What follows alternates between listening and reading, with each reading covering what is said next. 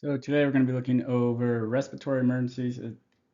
Parts of the outline also might describe it as lower airway pathologies, respiratory emergencies, or as well as there's a subsection on oxygenation and gas exchange, which is all kind of involved within these respiratory emergencies. So this will be an overarching lesson that's going to go over a couple days, and we will go over a number of different aspects that we need to be looking at, and from lower airway down to different types of respiratory emergencies. So taking just a quick review of our airway, try and hit much of the anatomy of the areas that we'll be looking at, the more in depth of the anatomy and the physiology that we go over. Obviously that's going to be probably an area that we're going to be focusing more on each day. So we have our nasopharynx right here, oropharynx, laryngopharynx, and then our larynx itself. So quick review on our upper airway before moving on, because today is going to be a bit more focused on our lower airway.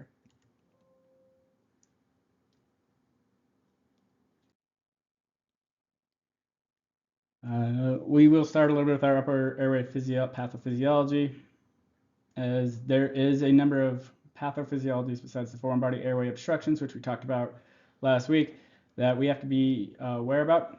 Many times the upper airway, while definitely an issue with adults, we tend to see more issues being with pediatrics, and we'll review a little bit more why in the pediatric section, but we will talk a little bit about it today as well. So here's some different disease processes that really affect the upper airway, and so if in and around the glottic opening, so above the glottic opening, around it, and areas that can really affect our upper airway. And remember, when we're looking for that, we a lot of times hear stridor, but there's a number of other specific issues that we're going to be looking at. Sometimes upper airway can be considered down to the area of the carina. Anywhere we're dealing with that major larynx is more or less considered kind of our upper airway, whether we might traditionally think it's below, traditionally it's that of above the glottic opening. There's some that affects the very large trachea and the larynx in that area that we can consider still upper airway disease processes. So a couple different ones that we're going to be looking at in more detail today. I'm going to include croup, epiglottitis, angioedema, tonsillitis, anaphylaxis, trauma, laryngotracheal bronchitis, abscess, review quick foreign body airway obstruction, and then Ludwig's angina.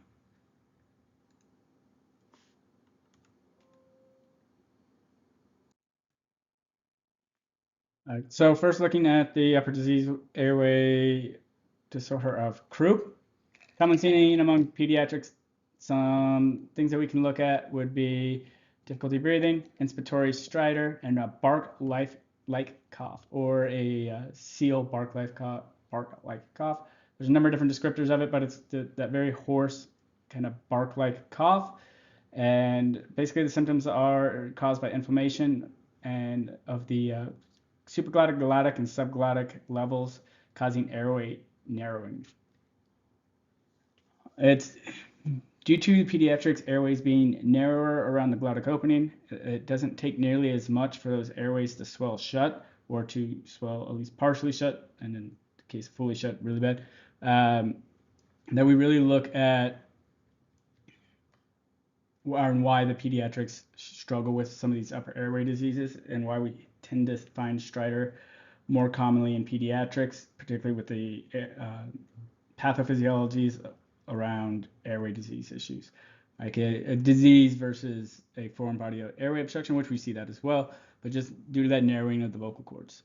You can see here, normal larynx, and then with croup, how swollen that gets, and where a lot of those sounds come from. How we treat these, nebulized normal saline is a common one. Some of the efficacy as far as normal saline has been brought into question in sort of studies, but anecdotally, say sometimes it's been found to work pretty well for some of the providers here.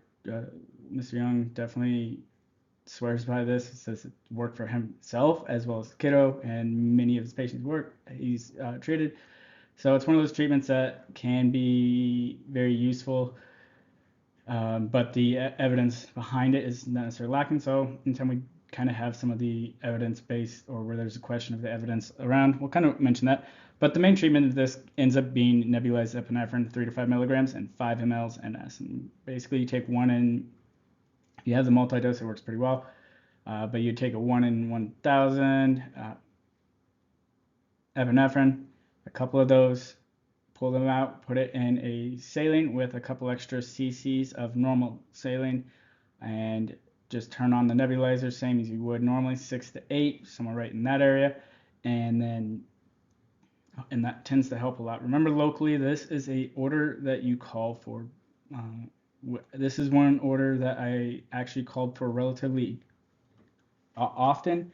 I found it to be that many times the staff was very appreciative, and I never got told no. Maybe one time, whether it's a way how I was trying to describe it or whatever else, they said go ahead and hold off. But majority of the time, they're like, yes, please, and thank you. Glad you guys were trying to get ahead of the game. So that's a pretty easy treatment. Remember, this is not racemic epi. Racemic epi is actually the answer. It's just a slightly different formula than our chemical makeup than epinephrine, but it still works relatively the same, but it just tends to work better in a nebulized form. Racemic does. But racemic, outside of the CCT units in the valleys, those are about the only people that have it outside of hospitals too, and other places. But as far as EMS providers, typically only CCT tends to have it. It's fine. Nebulized epi works just great. So it's still primarily seen in peds. Well, sometimes seen in adults. The situation needs to be addressed quickly, because by the time that the airway is starting to swell shut and you're hearing stridor, we're already way behind the game, and that airway is really, really tight. So anytime we're hearing stridor of any type, particularly from a disease process like this, by the time we're hearing stridor, we are way behind the power curve, and we need to try and get ahead. So as far as that goes, if you do tend to see, we tend to see it a lot more in pediatrics. However, if we do see it in adults, treatments is the same. Adults, we don't have to call for orders. Peds, we do. Next, we're going to look at epiglottitis. Epiglottitis many times is categorized in a similar fashion as croup, but we tend not to have the bark-like cough. Difference between epiglottitis and croup is where the swelling is at. Instead of the upper airway, it's actually the epiglottis itself, which is swollen. This is a very, very, very sick patient we need to have a high priority for. Reason being, if that epiglottis swells any more shut, we're going to see that airway close up right in front of us, and everyone around is going to have a rough day. So we need to try and get ahead of the bell curve on this, or not bell curve, but sorry, power curve, and start treating this patient as soon as we can. Let me rephrase that. What we need to be doing is being very cautious, not trying to excite the patient, and then get this patient to a PDR. And I wouldn't even drive code 3 necessarily unless you start losing that airway, because we want to try and keep the kid as calm as possible. This is another one where nebulized epi can be not nebulized epi, nebulized saline can seem to help, but we don't want to upset the kid, because that upsetness of them possibly crying can really cause that epiglottis to get worse. Anytime we get in there and we start having to mess with that airway some, it's even just the kid naturally moving around can cause worse inflammation of the airway itself, which can cause it to finish swelling shut, and us having to perform a cricothyrotomy on a kid. Not a great day for anyone involved. So biggest thing here, keep the kid as calm as possible. We are not starting IVs on this kid, trying to keep them nice and calm, and do whatever we can to try and help them out. So, but some other things we can look at they're doing. So try a very common presentation of this is drooling, excess amounts of drooling, because they cannot swallow. They're many times triporting because they can't really spit. They're just allowing drool to come out of their mouth. They have stridor. Stridor's a late finding. By the time stridor's there, this kiddo is really, really sick. Not usually associated with a cough. So difference between epiglottitis and croup, no cough involved, and a lot of drooling with epiglottitis. epiglottis is an inflammatory condition of the epiglottis or nearby structures, including the odontoids, epiglottic folds, and the vallecula itself. The epiglottis is a life-threatening infection, causes profound swelling of the upper airways, which can lead to asphyxia and respiratory arrest. Previously toddler disease, now due to vaccinations, adults are more likely to present with hepatitis in the emergency setting. So this is the one where we see a little bit more in pediatrics, but we're starting to see less in pediatrics due to the vaccines. However, we're seeing it more in adults due to not vaccines and just the disease itself. We can also see in here, look at when we look at it from this angle, the pediatric airways already is a lot narrower. As soon as we start putting that big floppy epiglottis, their tongue and their epiglottis in a pediatric are a lot smaller, are larger than the small airways around it in comparison to what we're kind of used to seeing. So with that, in adults, once that starts getting swollen up, we really got to start treating this patient as best as we can. And we'll talk about a couple of extra things that we need to do with here. So treatment, and here's where we're going to kind of look at some of these. So when we look at some of these treatments, we can see the epiglottis. The epiglottis on a pediatric is bigger, a little bit more floppier, which leads to a number of issues. When we have a big floppy epiglottis, it doesn't want to move out of the way quite as well as our adult. When we add when we put that the MAC in that vallecula, it doesn't move the entire airway or the entire epiglottis out of the way, which is one of the reasons that we really like using Miller's a little bit more, because the epiglottis can kind of fold around it just because it's so big and floppy. And when it does that, we really, it allows us to get a good view of the airway and to try and secure that airway a little bit quicker to secure it around there. So we can see the top left A, which is a relatively decentish airway, a little bit swollen, epiglottis a little bit swollen. Then we look at B, that thing is very, very, very swollen. You can imagine if you stick any type of intubation blade in there, it's not going to take much to finish closing off that airway. The next one we can see kind of big floppy, the one right below that, and then the swellingness around that. And same on the bottom two. You can see how this can be an extremely difficult airway if you do have to intubate this patient. We are talking about your most experienced provider, your provider that is the calmest, coolest, collected guy you've ever met, to try and go for this. He's going to get one single attempt. After that, the thing is most likely going to swell shut, and you are cracking this patient. And due to the majority of the pediatrics that have this, remember when we're talking about pediatric airways, many times, while 8 years old is kind of the cutoff where we really talk about this big old floppy epiglottis. When we're talking about the really, really super big floppy epiglottis in comparison to the really narrow airways, we're really focusing many of those from infancy and neonates to 2 primary, 4 up to 4 when they still have a lot of those traits, and after 4 they start developing more adult traits, and that's where we're going to notice it's going to get a little bit easier as far as intubating these kiddos. And so with that, even your most experienced intubator doesn't have a lot of experience here. Most experienced anesthesiologists probably don't have a lot of experience trying to tube this kid, unless you go to a pediatric hospital where they're dealing with this a little bit more. And even in the pediatric hospital, they are having anesthesia there. They're getting everybody there that they think can really try and help with this kid, because it is going to be a difficult airway. However, if they start losing that airway, we don't have a choice, and you know that it sounds like their respiratory distress is just moving to failure, and we need to try and secure that before it closes.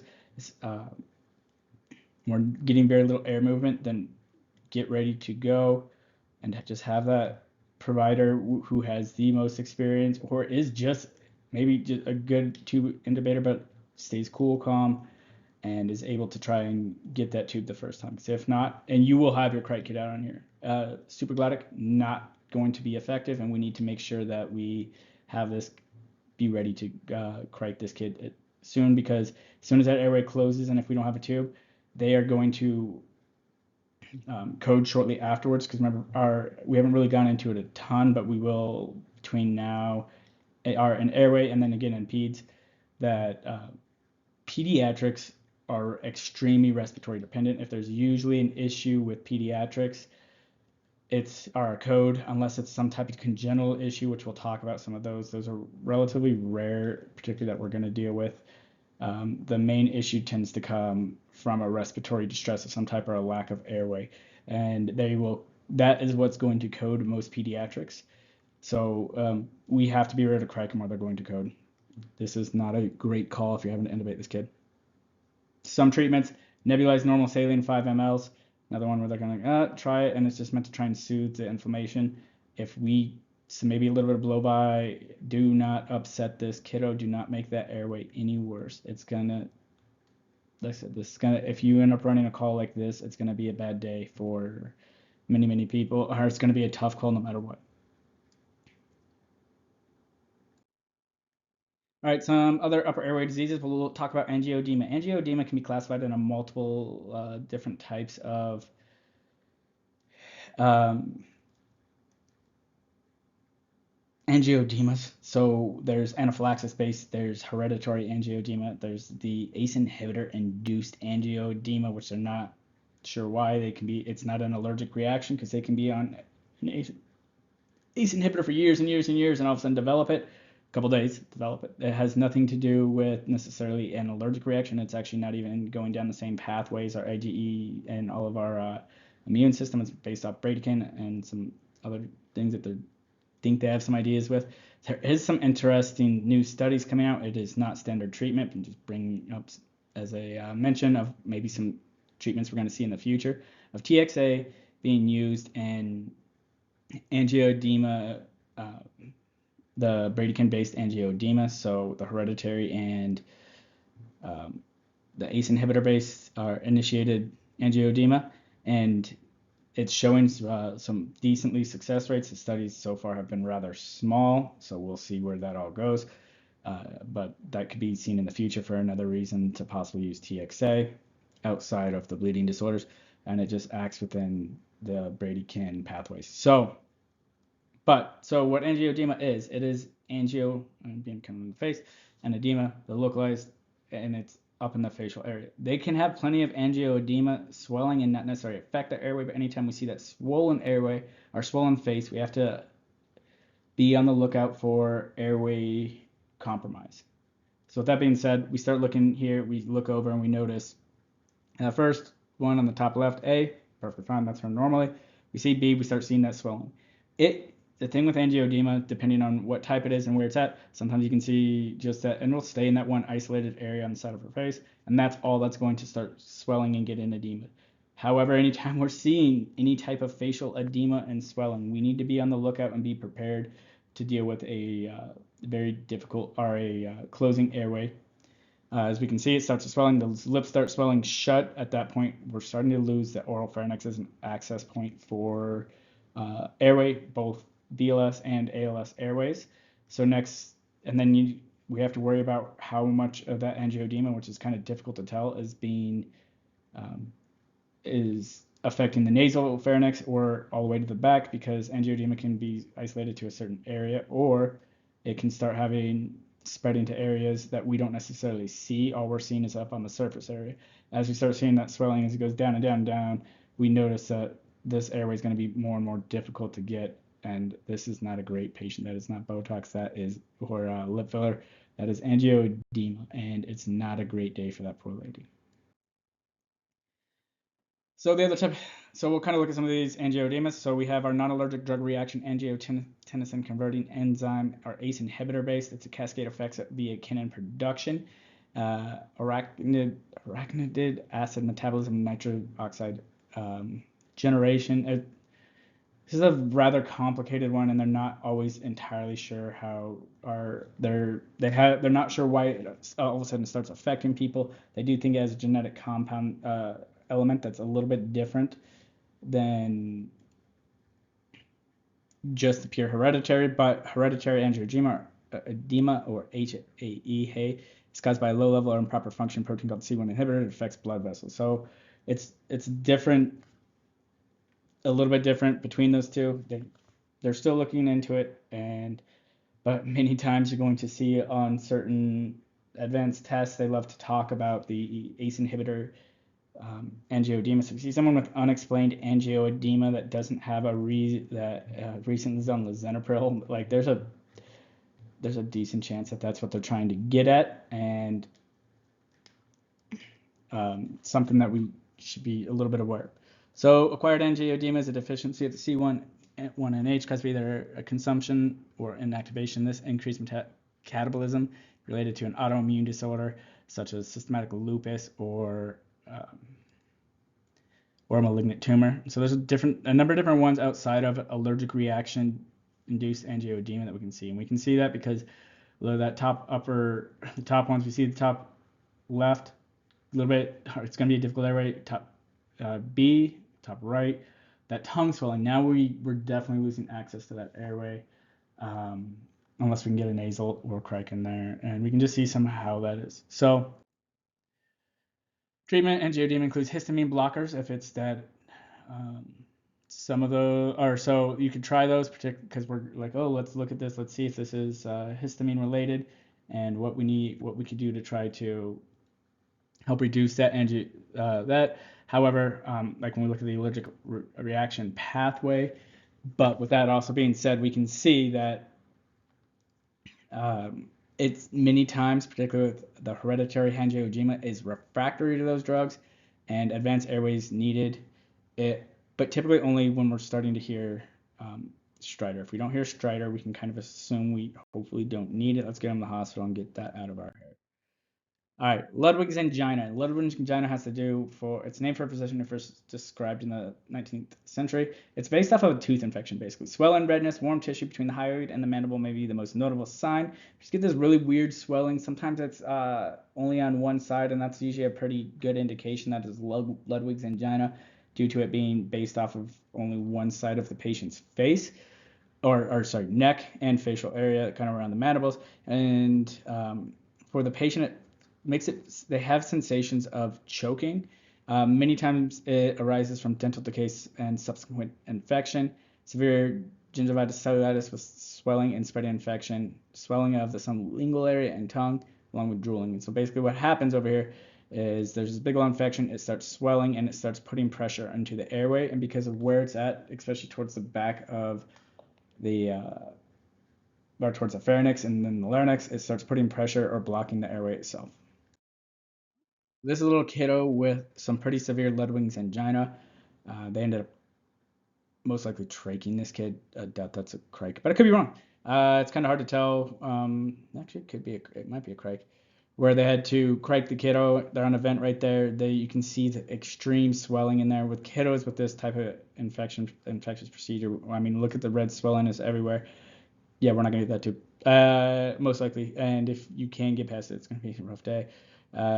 We'll look at the air, and you can see pretty there. Supportive care, humidified, oxygen, normal saline nebulizer. Take a flush, squirt it in the nebulizer, and just go there. Be prepared to intubate. It's going to be a difficult airway. Almost all these upper airway obstruction diseases are going to be difficult airways. Unfortunately, it's kind of the way things are.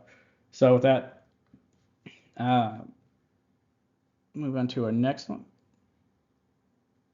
Tonsillitis or pharyngitis, right? Tonsils on the either side of the back of our airway. We can see them all swollen up right there. And then when pharyngitis tends to be that area around anywhere in there that's swollen. So it's infections of the posterior pharynx, can be caused by viral or bacterial infections. Viral infections cause about 5 to 40% treated with fluids, antipyretics, and anti-inflammatory agents. Right? We can't necessarily attack a viral infection by the virus itself, but we can try and add supportive care. Our body's going to take care of that via our immune system. And bacterial is caused by 40 to 60% of them, treated with antibiotics, fluids, antipyretic, and supportive care. If they find it bacterial in nature, it's a little bit easier to treat in the sense that we can directly help our body fight it with antibiotics.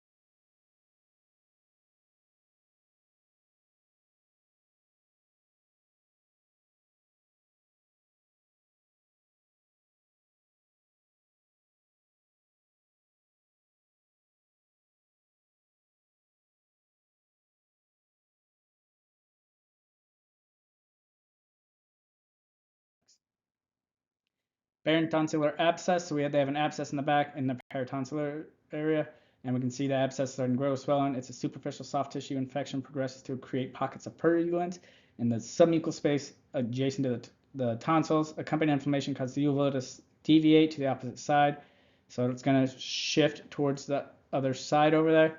And if it's only on one side, treatment includes IV fluid, supportive care in the field, inflammatory pyretics and antibiotics in the hospital. Also may be drained with a needle. We don't do that. Don't drain an abscess. If that bursts, the big abscess, what it causes a potential airway issue where you're getting infectious disease down into the airway itself, and depending on how big that is, it could potentially cause issues. All right. Next, we're going to be looking over lower airway emergencies, and we're kind of moving on from there. We talked about foreign body airway obstructions last week. Then we dealt with the upper airway pathophysiologies, the more common ones that you'll see. There's still things like tumors and other things that we might have to work around, and there's not a whole lot we can do besides hopefully identify landmarks, get an intubation, or get a cric if needed. Remember, anything in the upper airway, if we're having there, a supraglottic is not going to be an effective airway. So looking at our lower airway anatomy, just a quick review, we're going to go down. We have our trachea. Remember, sometimes this can be in the upper trachea area all the way down to possibly the carina, considered a upper-ish airway. Sometimes it's considered lowish, particularly if the inflammation is continuing down. They'll usually consider it swelling. And infection and inflammation is starting at the glottic or right around there and then kind of moving a little bit down, then it's more considered upper airway. At that point, it's semantics and it does not matter. Besides, it can be a rough day. So with that being said, we're going to look. We have we'll go down. We have a carina. We have our bronchus. Our bronchus start splitting into different generations to get smaller and smaller and smaller into alveoli.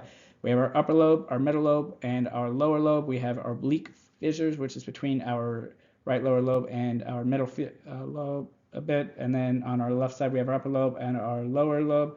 We have our fissures. They're not that cardiac notch for the heart that's right in this area, and kind of what we're dealing with that.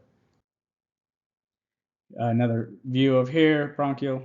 Remember, each time it splits and starts getting smaller and smaller, consider that a generation. But we have a thyroid, cricoid cartilage. We can see where our cricoid cartilage is compared to our tracheal cartilage. Tracheal cartilage is more we're going to work on trying to get that trach. The cric's going to be right about here. We have the apex of our lungs, right uppers, lowers, our bronchus as they start going down, and this is more the internal where we start seeing those and where that cardiac notch is. Our hilum is right there. So quick overview. Physiology. So we're going to look at the physiology is the exchange of gases between the cell of the body, outside environment, is essence of respiratory physiology. Ventilation brings oxygen to the lungs, removes carbon dioxide, which enable external and internal respirations.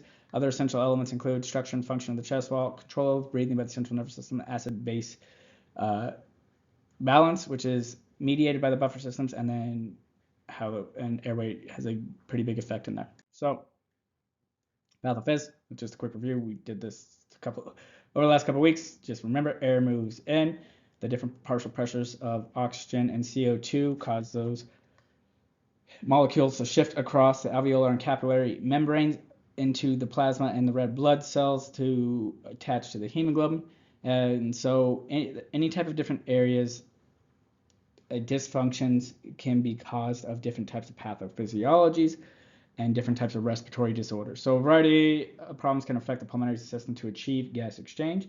A lack of blood flow, a lack of airflow, whether the airflow is due to swelling, damage, blockage, third space fluid, or an inability to move air across. And so gas exchange must occur to provide cellular needs for an excretion of wastes.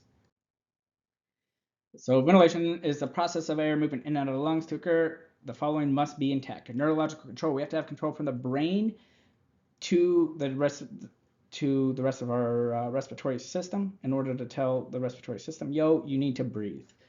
Then we need the pathway from our brain, the neurologic control, whether it's conscious or unconscious breathing, down to our respiratory muscles, and to include our diaphragm via the phrenic nerve and our accessory muscles all around. And so the nerves between the brain stem and the respiratory muscles that we were just talking about, the functional diaphragm and the intercostal muscles. So you actually have to have a functioning diaphragm. There's a couple pathophysiologies, all the way from a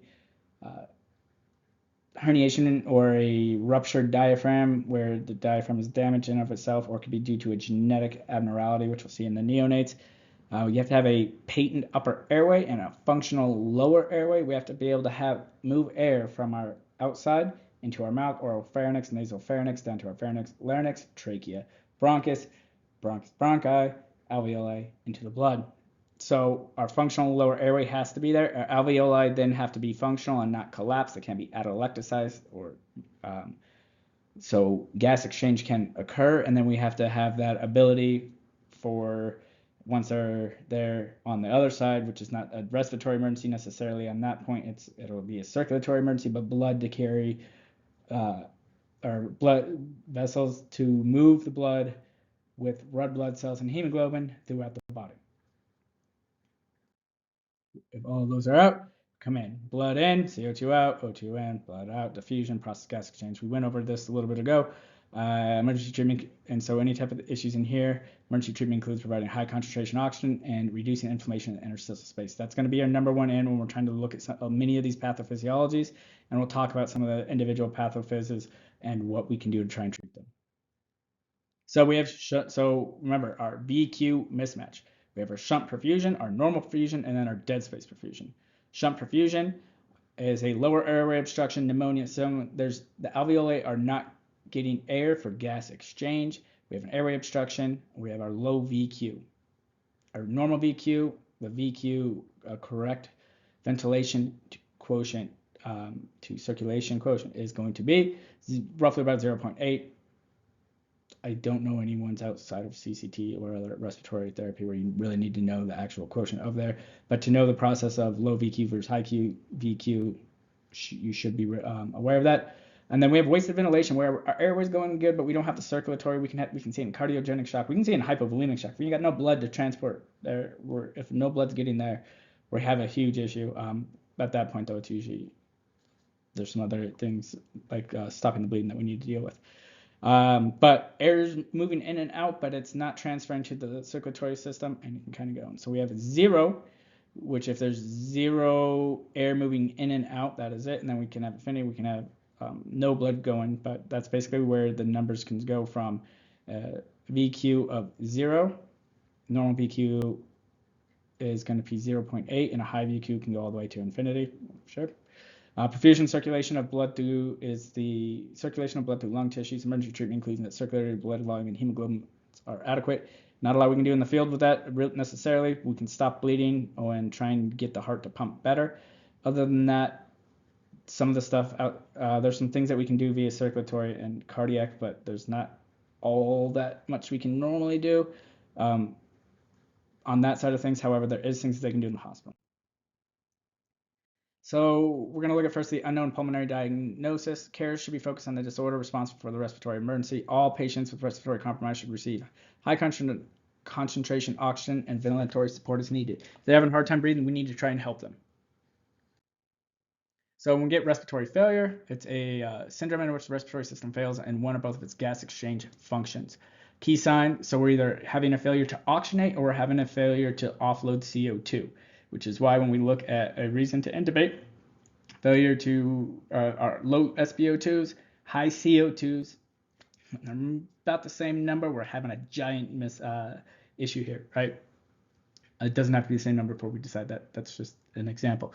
So decreasing SaO2 levels despite oxygen therapy. We start giving them high flow O2 and they continue not to be able improve. Major issue. Increasing tidal carbon dioxide levels. That EtCO2 starts jumping up even though we're ventilating them, and they're just but even before then, before we can start the ventilation process, if they're not be able to blow it off, we're having issues. Any type of evidence of fatigue, they're just saying they're too tired to breathe, kind of big issue. Decreasing levels of consciousness means they're not getting enough oxygen to the brain, or they're getting too tired to continue breathing. If they have nasal flaring, they're trying to open up more airways to get more air into their lungs, but it's not working. C-cell ventilation, we see this nasal flaring and C-cell a little bit more in pediatrics, but you can see it in adults too. C-cell ventilation, trying to use whatever other extra muscles we can get in there to help improve our oxygenation. Then we have our arrhythmias that can cause issues as far as moving blood through the pulmonary system and back out. And then cyanosis is a skin sign of showing unoxygenated blood flowing through the different areas that we tend to see that, particularly mucous membranes and like nail beds.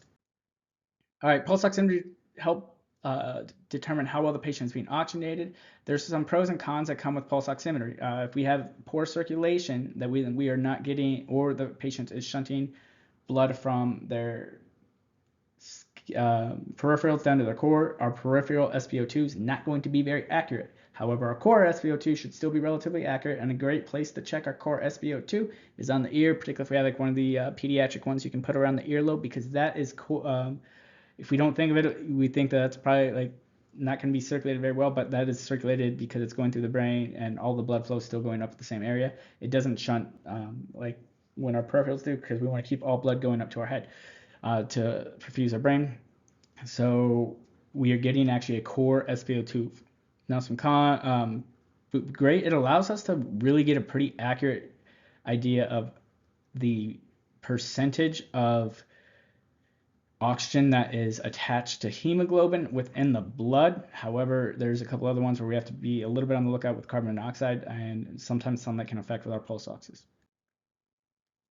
All right, so we're going to start getting into capnography and some of the science behind it. So in here, we're going to look at a more labeled version of what I just talked about. We have our inspiratory baseline. You can also just not be breathing any more air out. If you're slowly letting air out, sometimes you'll see more of a slope, but you tend not to see it very high. Basically, as soon as we start breathing out, we have our expiratory plateau. Remember, we are breathing out EtCO2. It's going to reach this kind of plateau. It can be completely flat or slightly angled up. Sometimes a little bit the opposite. That's a little bit different. We'll look at some of the different morphologies here again coming up. Kind of reading the end of our expiration. Many times it drops straight down because we're no longer blowing air out, and we're either beginning inspiratory or we're just done kind of in that breathing phase. So this is our expiration phase. And exhalation, title 1. So here's a very busy graph and page, but it's an interesting waveform we're looking at. Some of these we're not going to necessarily need to know in depth on some of the things, but in general, this is a very useful and informative one that we can really get a lot out of. So we're going to kind of start over here, and I'll just kind of walk through this as we look at it. So waveform capnography is used to assess ventilation by exhaled carbon dioxide. Can use measurement and morphology during different phases of the respiratory cycle to uncover what different pathophysiologies are going wrong with our patient. This is one of our more useful tools. It's not just there to measure our respiratory rate. That's something it does kind of there. We can even get our IDE ratios, different things like that. When we look at here, and we can actually see a number of things. We can see if there's any inhalation or exhalation pathophysiologies, you can tell if they're breathing against the vent or a bag, if their metabolism, if it seems more respiratory in nature, metabolic in nature. That's why this is so useful. It's easy to detect respiratory patterns. I really like it for that and head injuries. There's a number of things that we can really look at to try and get an idea of what's going on with our patient. So kind of starting getting at the top, capnography measurements, ventilation through exhaled CO2, PE, so partial pressure of exhaled carbon dioxide, CO2. Abnormal morphology can provide important data, and it can guide our treatments. This is one of the most useful diagnostic tools that we really have in our bag. It is extremely useful and extremely and relatively easy to kind of get the hang of once you figure it out. It's nothing super crazy here. If you kind of understand where we're at and what's going on with the body and how that can kind of appear on there, much like EKGs, it's a relatively easy. There's some weird ones out there, but it's a lot easier, I feel, than EKGs. But you have to correlate. There's not necessarily super easy patterns besides things here like the shark fin that give us a great idea. But if you can correlate what you're seeing to what the patient's kind of presenting at, and like the waveform, you can get a really good idea of the overall pathophysiology of what's going on with the patient. So we'll kind of look at this. So it can super useful for us, confirmation of endotracheal intubation. It is the gold standard. Waveform is. capnometry. The numerics involved are very useful and still pertinent for endotracheal intubation. However, capnometry is somewhat limited as far as some of the other things that capnography, the waveform version, really gets us. So when we look at it, EtCO2 is money. It really shows us a lot of what is going on with our body, in our respiratory system, particularly our lower airways, more than almost anything else. And then we can see it also allows us to monitor our airway integrity, and it can help us see if what our overall cardiac output is, because it gives us a rough idea on everything else going on with the body. I said this is one of the most useful tools that we have as far as diagnosing and as a diagnostic tool to figure out what's going on wrong with our patient. Monitoring with spontaneous respirations. It's really easy because sometimes it is hard to detect how the patient is breathing and their overall if we give narcotics, even things such as magnesium. Too much magnesium can cause respiratory depression. It helps us assess for CO2 retention, assessing roster and CPR. There is, as far as overall, because it allows us to monitor the circulatory status and our overall and it's a key tool in determining metabolism within the patient. This is, like I said, one of the most useful tools if you know how to do it, and it's not just for the cannula respirations. But we look in there, and so they have that alpha angle up there.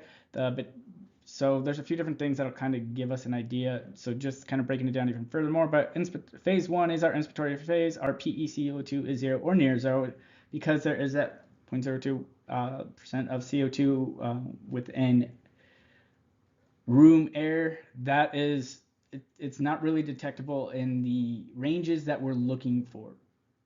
It's more or less 0 as far as we are concerned. We know there's always a little bit there.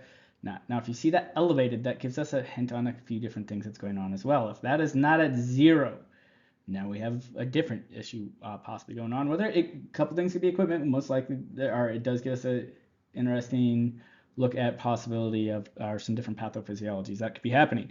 So phase 2, right, that beginning one, again, beginning of expiration and transition as CO2 rises when the anatomical dead space, then alveolar gas is exhaled. So some of that air that doesn't have a ton of CO2 starts getting pushed through. Now, if the patient is air trapping, that's where we're going to see that having more of a slope, because you do have some of that CO2 slowly starting to diffuse up from the alveolar up. And a normal respiratory breath, the dead space is really not going to have enough CO2 to really have a very much of a slope on there, and so not very much CO2 is going to be able to move into that dead space. And we have air trapping a little bit different, and that's where we'll see some of those slopes. Then we have what they're called the alpha angle. This is not necessarily a test that I've seen a lot of. It's something you can be aware of. It's something to be aware of. Respiratory EtCO2, RTs might need to know a little bit more on there. But when we talk about some of these zones, we can look at where that alpha angle should be. As far as nomenclature, we need to know why what it kind of represents, and that is the full-on expiration. We hit up there. That is the beginning of our expiratory plateau, and transition of CO2 rises. So phase 3 is that the plateau itself, peak CO2 at the end of phase 3. There's a few ones where we'll see it sloping the other way, and that can indicate a couple different disease processes that you can kind of look down and see, and we'll talk about those in shortly. Then we have our beta angle, which is between phase 3 and phase 4 or 0, and if it's less than 90 degrees, the patient's most likely rebreathing or there's a mechanical obstruction. So phase 3 and that beta angle is the end of exhalation. After that, you start moving towards the baseline again at 0. If there's any delay in there, that's going to give us an indication of some other pathophysiologies, things that are going wrong. So then we're going to look at bronchospasm. So we'll start looking at some of the most common ones that you've probably heard in the past, and that's where they'll talk about bronchospasms, the shark fins, and bronchospasms. Rebreathing air and air trapping is also part of this one, and we can see it in here. So you lose or you increase or lose loss of your alpha angle, that angle right up here, and what that does is produce what looks like a shark fin, angled fin going up, and on the ventral side of a shark going back, so it looks like a shark fin, or even on the side it looks like it's fins. So, and we're losing that. So what's happening is A little bit of that of diffusion kind of causing some of that EtCO2 to go, but also as they're slowly trying to exhale air, push that air through dead space, the CO2 that had just moved from the circulatory system is now in the alveolar. It's trying to push past that dead space, but due to bronchospasm, or the bronchus, depending on how bad it is only allowing a certain amount of air. CO2, it does start to diffuse as well. When it starts diffusing past there, that's where some of that other air is escaping. But we're starting to see some of that out, and it's going till they reach the end of their inspiratory reserve. Basically, how much air they can try and get out before they're trying to take in another breath. As you can also see here, where we can determine air trapping or rebreathing, kind of the same concept, is that we look over there and we look at that baseline isn't going down to zero. It's staying at some level in there. It doesn't necessarily matter what level, although the higher the level is indicative of how much air trapping is involved with that. So we can see as this starts stacking and stacking, typically you don't see it stack that quickly. Let's say you won't, but typically you see it stack a little bit as it slowly as they trap more and more air. Now, if they have a very reactive airway, lower airway, and it's just not allowing any air out of there, then you might see that stack a little bit higher and more. And you can start to see this. There's going to be less amount of air coming out and more of a baseline. And then if this ever just goes to zero and they stop breathing, it's probably because their air, but it was high. Most likely they got to an air trapping, or they trapped their lower airways and bronchi are so closed that no more air is being allowed out. Some interesting treatments we'll talk about. The most common is going to be albuterol, Atrovent, then magnesium. There's a couple of different disease processes that we can look at: asthma, COPD, particularly on the chronic bronchitis. We can see some on there, just some reactive air. The airways lower airways becoming so narrow that not very much air is being allowed to escape, and so it's just getting stuck in there. And sometimes that end EtCO2 continues to rise too, and if not, and it's getting lower and lower, it's probably because you're losing that airway, or the lower airway, and you're having issues with the air escaping. So next, you're going to look, and it also looks very similar, but there's not necessarily the full-on trapping, and that ended showing a mechanical airway obstruction. Fixed mechanical obstruction affects both inspiration, the 4 to 0 phase, and expiration phase 2. Both are less than 90, and so we see these acute angles where you lose your alpha, and then this is a more acute angle greater than 90. So it's a 2. Apologize.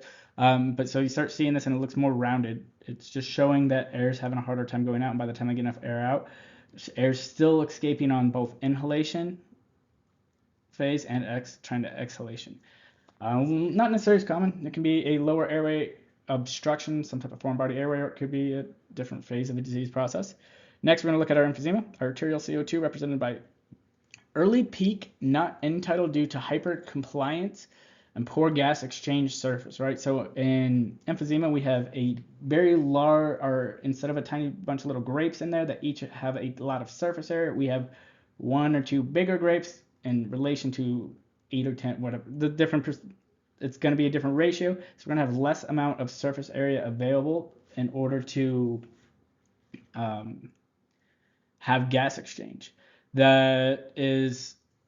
The other thing is what they'll call due to hypercompliance. Most of the time when we're looking at lungs and difficult to ventilate lungs, we're talking about are uncompliant lungs, very stiff lungs. You're trying to push air in and none's coming. That tends to come more in like bronchospasm, cystic fibrosis, some other disease processes. Emphysema, on the other hand, is the lungs expand really easily, so you can fit a bunch of air in there because more air can fit in, but the air is not participating necessarily in as much gas exchange, which is that's why they get those barrel chests. There's a lot of air in there because the balloon is able to fill up more, but it's not the balloon size that's important as much as the surface area.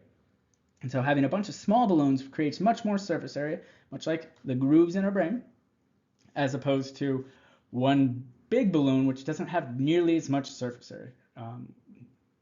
Another weird example might be like, if you look at the difference between the shoreline of Lake Powell, and you guys ever been there, it has a lot more shoreline than like Lake Mead, which is a big lake, a bigger lake, more water in it.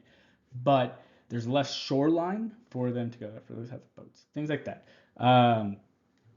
Other things we can kind of look at would be, and so emphysema just tends to be a big issue with that. So that still being said, the other can also be seen with a pneumothorax with an air leak. Air is escaping in there, and so why that's doing is because air is escaping into the pleural cavity and not participating. So it's in the thoracic cavity and it's in the pleural space instead of an area where gas exchange is happening. So just think of this when you see that upsloping is that there's less gas exchange happening, and we see that a little bit more higher on the front end, on the alpha end versus the beta. So cardiac auscultations is pulsation transmitted from the heart to the lung paragmia, produces small volume changes that manifest in oscillations. Sign of I can't say this, I apologize. Megaly, Jesus. I'll let the cardiology get more into this, and I'll see if I can have Ryan in class to help explain some of this process as far as the cardiology side, just so we're all on the same page as far as that goes. That also being said, something to note, there's a couple of things that might maybe cause some of that, but then we'll also look at the sudden loss of waveform. Critical event needing emergency intervention. If it's a nasal EtCO2 and they lose waveform, first make sure it's on the nose. But we're talking about a tube. It needs to be addressed right away. Much like an event alarm going off, I had to train myself because if you get, much like in the ER nurses, you get alarm fatigue, but all of a sudden you hear that vent alarm go off, and you need to see what's going on with this. If you have a patient tubed, and all of a sudden you lose waveform, something's wrong. You need to address it. It could be a disconnect somewhere. It doesn't necessarily, or a blockage. It might not be the patient's dying, although it can be. Many times though, it's there's not air being transferred. Now it could be some mucus even just in the inline area, and if you're having good gas exchange, otherwise everything, the circuit's good, the bag, everything else is good. Just start looking at EtCO2, maybe switch that out real quick. But many times showing ET2 disconnected, dislodged, kinked, or obstructed.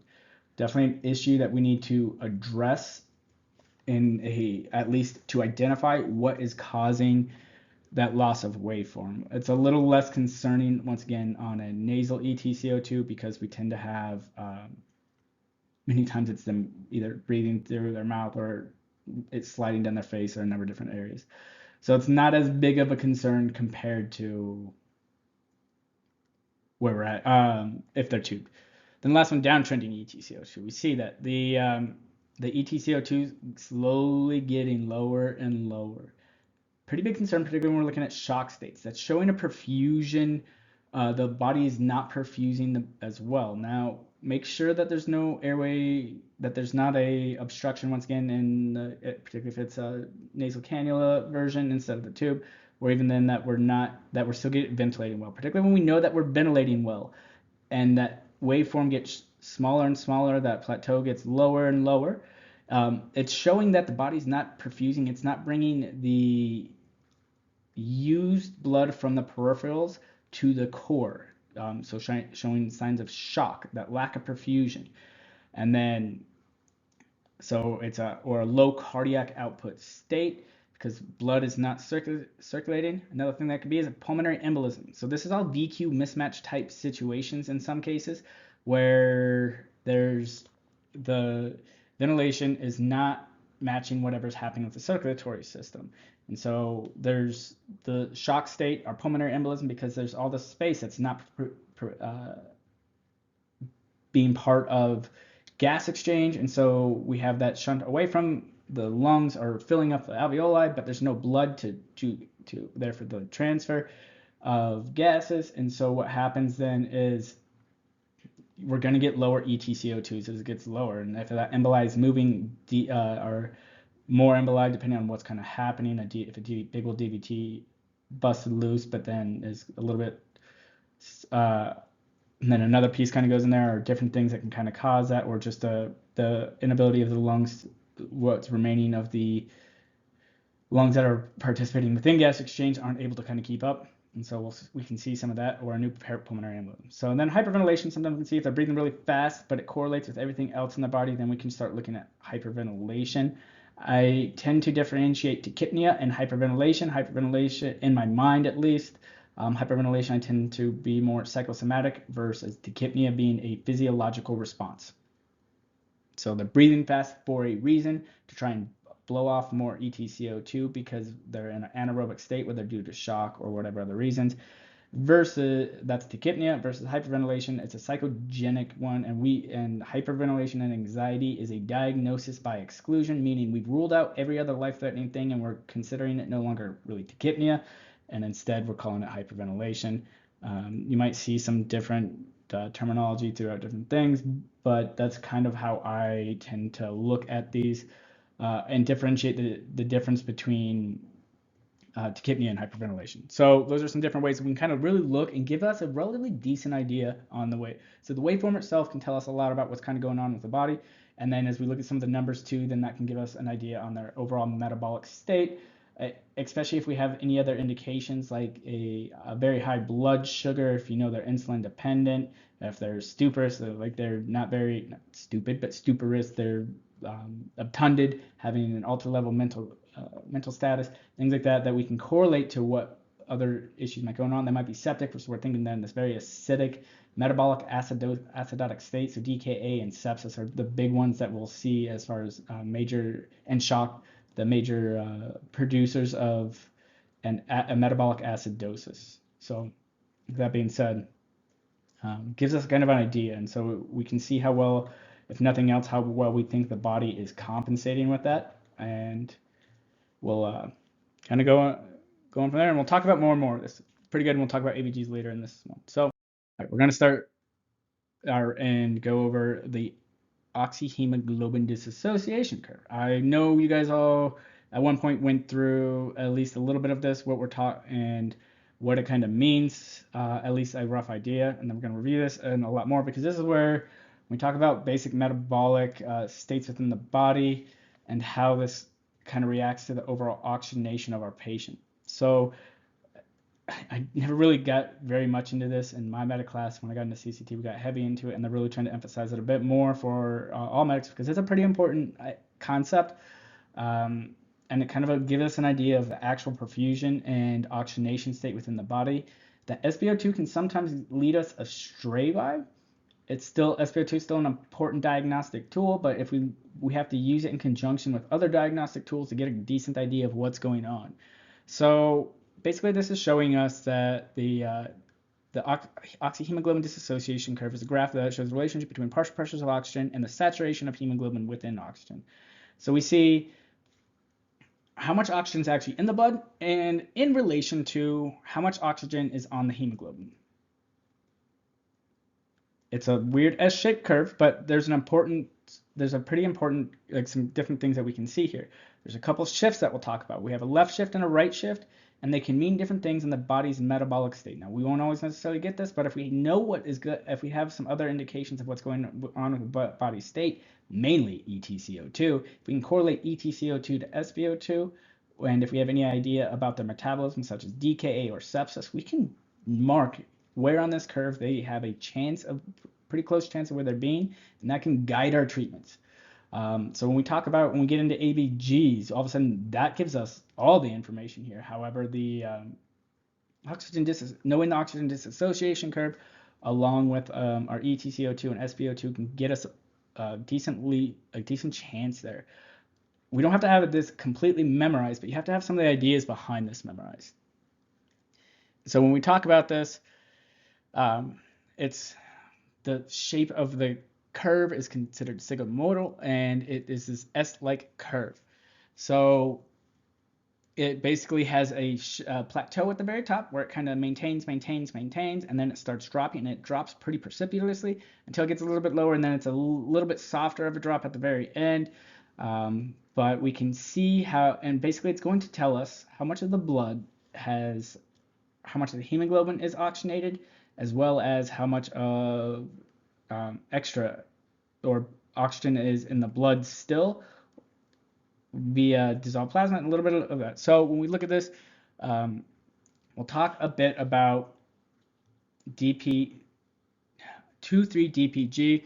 You might see it as BPG as well, and that's basically kind of giving us an overall idea on their overall metabolic, and the metabolic state will get us there, give us an idea of where we're at. So that being said, we'll talk a little bit about that. So 2,3-DPG and BPG is just two different names for the same concept. So as we kind of look through there, we'll look at where this is going and what can cause something. So when we talk about a left shift, things that can cause a left shift include decreased temperature, decreased amounts of 2,3-DPG, decreased H2 hydrogen ions, so a more acidic environment, and then increased CO. And I'll talk about 2,3-DPG in a second on what it kind of does and how it acts. But then we also have, for a right shift, it's going to be pretty much everything the opposite. So an increased temperature, increased amounts of 2,3-DPG, and increased amounts of hydrogen ions. I'm sorry. So left shift is going to be decreased amounts of hydrogen ions, but it's going to be higher on the pH scale. Right shift is going to be more acidic. So that we'll look at the next slide, and kind of, because I believe the next one we'll be going over a bit more on 2,3-DPG and what it does. But basically, 2,3-DPG is a crowbar to knock off oxygen from the hemoglobin. So the more oxygen that is, and so even looking at this graph, that the more oxygen, the more acidity in an environment, so the more hydrogen ions, the lower the pH, the increased amounts of 2,3-DPG will cause us to have, and so what that means basically, so that's the actual direct correlation, but we start looking at that, and then we add, if we think about it in a metabolic state, that the more acidic of an environment, the higher the amount of hydrogen ions, means that we're most likely in an anaerobic metabolism that's causing this hydrogen ion increase. It's causing our body to be more acidic. Because our body is more acidic, our body releases 2,3-DPG to try and say, hey, our body's in this part of our body and so this can be released in a local area. It has a higher chance to be more hypoxic, which is why our body's in an anaerobic state. So that causes tells our body drop off more O2 here, so we cannot be using as much of our anaerobic metabolism. We can move back to our aerobic metabolism, creating less acid, creating less lactate, all that fun stuff, lactic acid. And so basically, it's our body's localized chemical signal to say, yo, release off more oxygen so we can get out of this anaerobic state. So it's going to cause more oxygen to leave the red blood, or to leave the hemoglobin. What that causes, particularly in certain areas, is that our SpO2 will decrease.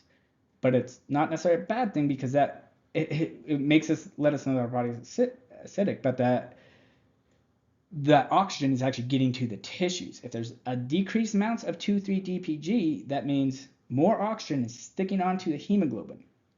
In a very alkalic body environment, more oxygen is sticking on the hemoglobin, it's not leaving the tissues. So our tissues are going to be more alkalotic, are going to be more hypoxic, because they're not getting enough hemoglobin typically off if we get a pretty big left shift. So in hypothermia and that low temperature change, the body's not getting that good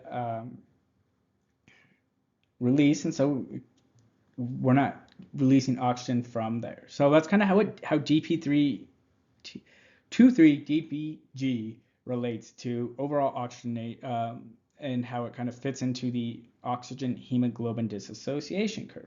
But as we can see here, right around 90, it's been nice and flat from like 100 down to 90, and then it starts curving. We get down to 80, we get a precipitous deep drop to about 20, and at that point, we're getting ready to die. But afterwards, our partial pressure of oxygen in the blood can increase exponentially, technically forever. There's definitely a higher end at a certain point. But when in the long-term care, we're worried about free radicals, and even in the shorter-ish term. But many times we'd much rather have a little bit too much oxygen for a while um, than not enough. The lack of oxygen and hypoxia and hypoxemia will lead to way more issues in the short term than over-oxygenation. However, it's why we aim for 94 to 99 because that keeps us in this nice, safe area. So that's kind of where that 94 to 99 percent oxygen really kind of comes from, and it's to try and maintain that nice our partial pressure of oxygen in a similar state within the body.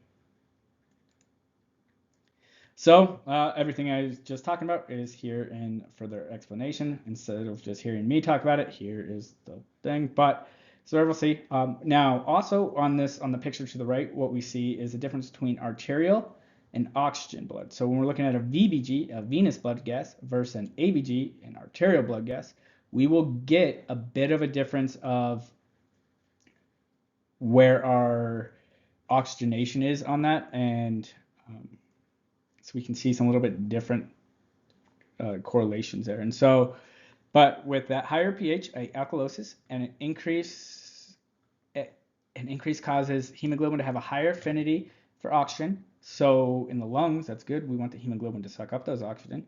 And then we have more D2,3-DPG within the tissues, typically, particularly in a very acidic environment, where we're going to get where we want that oxygen to offload. Now we can get changes in those numbers as far as looking at what we're trying to are depending on the body's metabolic state and different disease processes and pathophysiologies that are going on.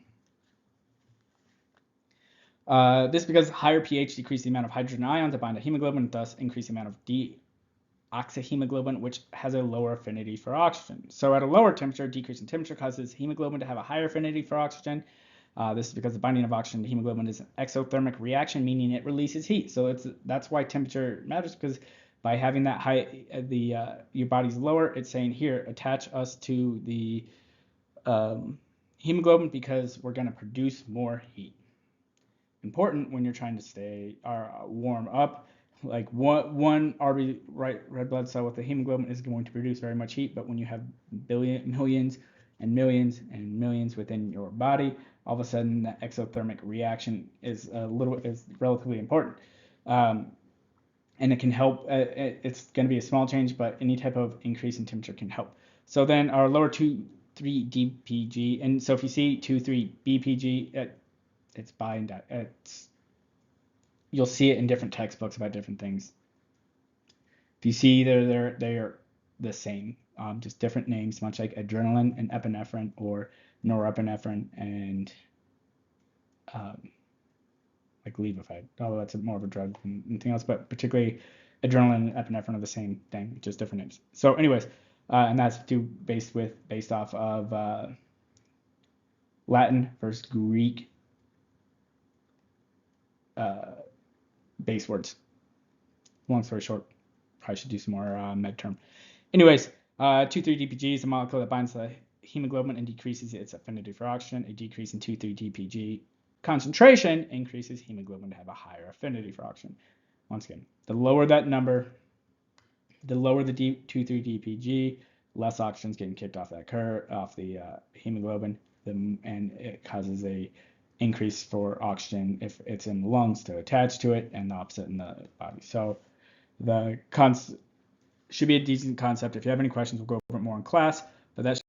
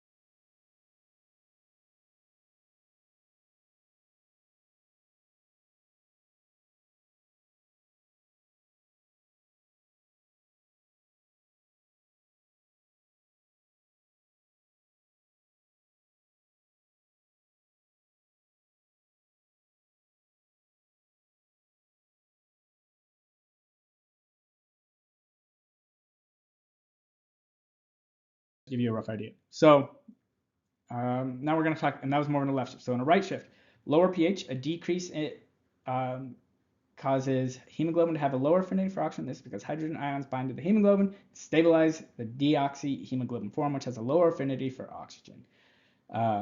That right shift is where we're going to see that acidity.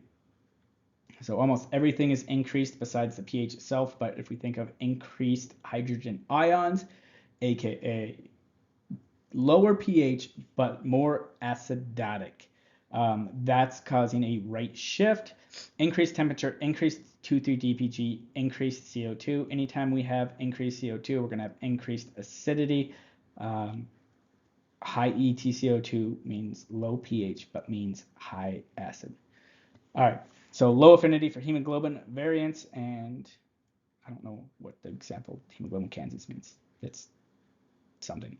But anyways, with that being said, so higher temperatures, an increase in temperature causes hemoglobin to have a lower affinity for oxygen. This is because the binding of the oxygen to hemoglobin is an exothermic reaction, meaning release heat as temperature increases, the reaction becomes less favorable, resulting in a lower affinity for oxygen. That also being said, higher 2,3-DPG is a molecular bonds. Yep, I already talked about this. So kind of where we're at. Does that make sense to everyone? This is just the flip side of the same curve. We're just looking at a different version of that. So oxygen debt.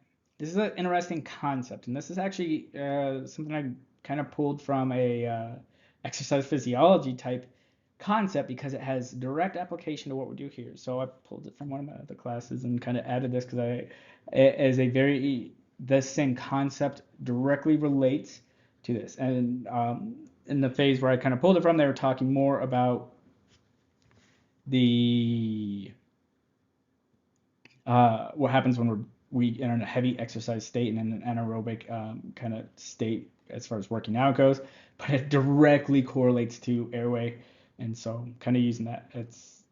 Where I grabbed some of these pictures more from that. So if there's any kind of side things, I'll try and point those out. But so what oxygen debt really kind of talks about is it's meant to many times when they talk about it is using it during exercise, but when we talk about those different states, our body still goes into anaerobic metabolism.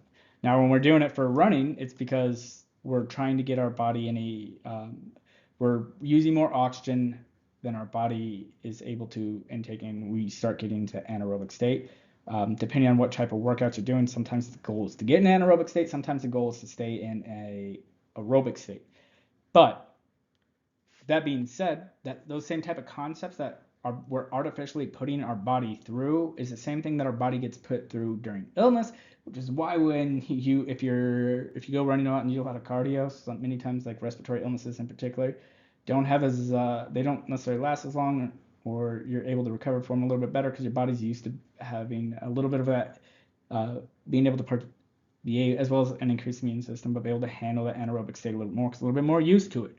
And so that's why when we look in here, we see the exercise interval. So if we replace this exercise interval with an illness pathophysiology, or say we're getting ready to tube our patient, or they're having this real hard time breathing, and they're building up this oxygen consumption. So we start having their oxygen consumption, we start building this up. The longer that you are in this state of hypoxia, whether on purpose for running in the exercise concept, but really in any concept, or like any respiratory pathophysiology or hypoxia pathophysiology, it takes longer and longer on this back end curve, what we call oxygen debt, for you to catch back up and get to a normal state. And so this correlates to if we're taking too long during our intubation phase, we're going to need a longer time sometimes to recover, our body recovering.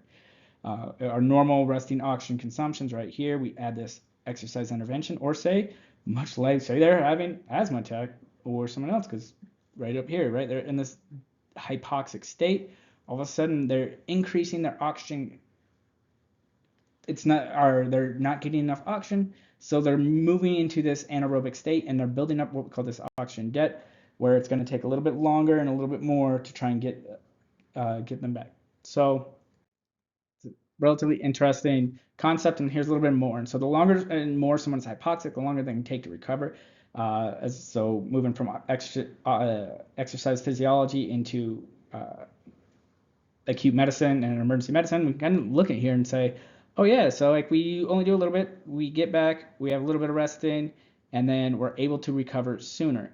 The longer that we are in an oxygen deficit state, the shorter that we are. And so this kind of steady state also can represent our overall body healthiness. And so if we're able to we're in relatively good shape and we get sick, we can stay in this state longer with a less oxygen debt. But if your body's not used to the state, or if you are out of your VO2 and you're in this oxygen deficient state, well then all of a sudden this debt becomes longer and longer before your body can fully recover into back to its normal state.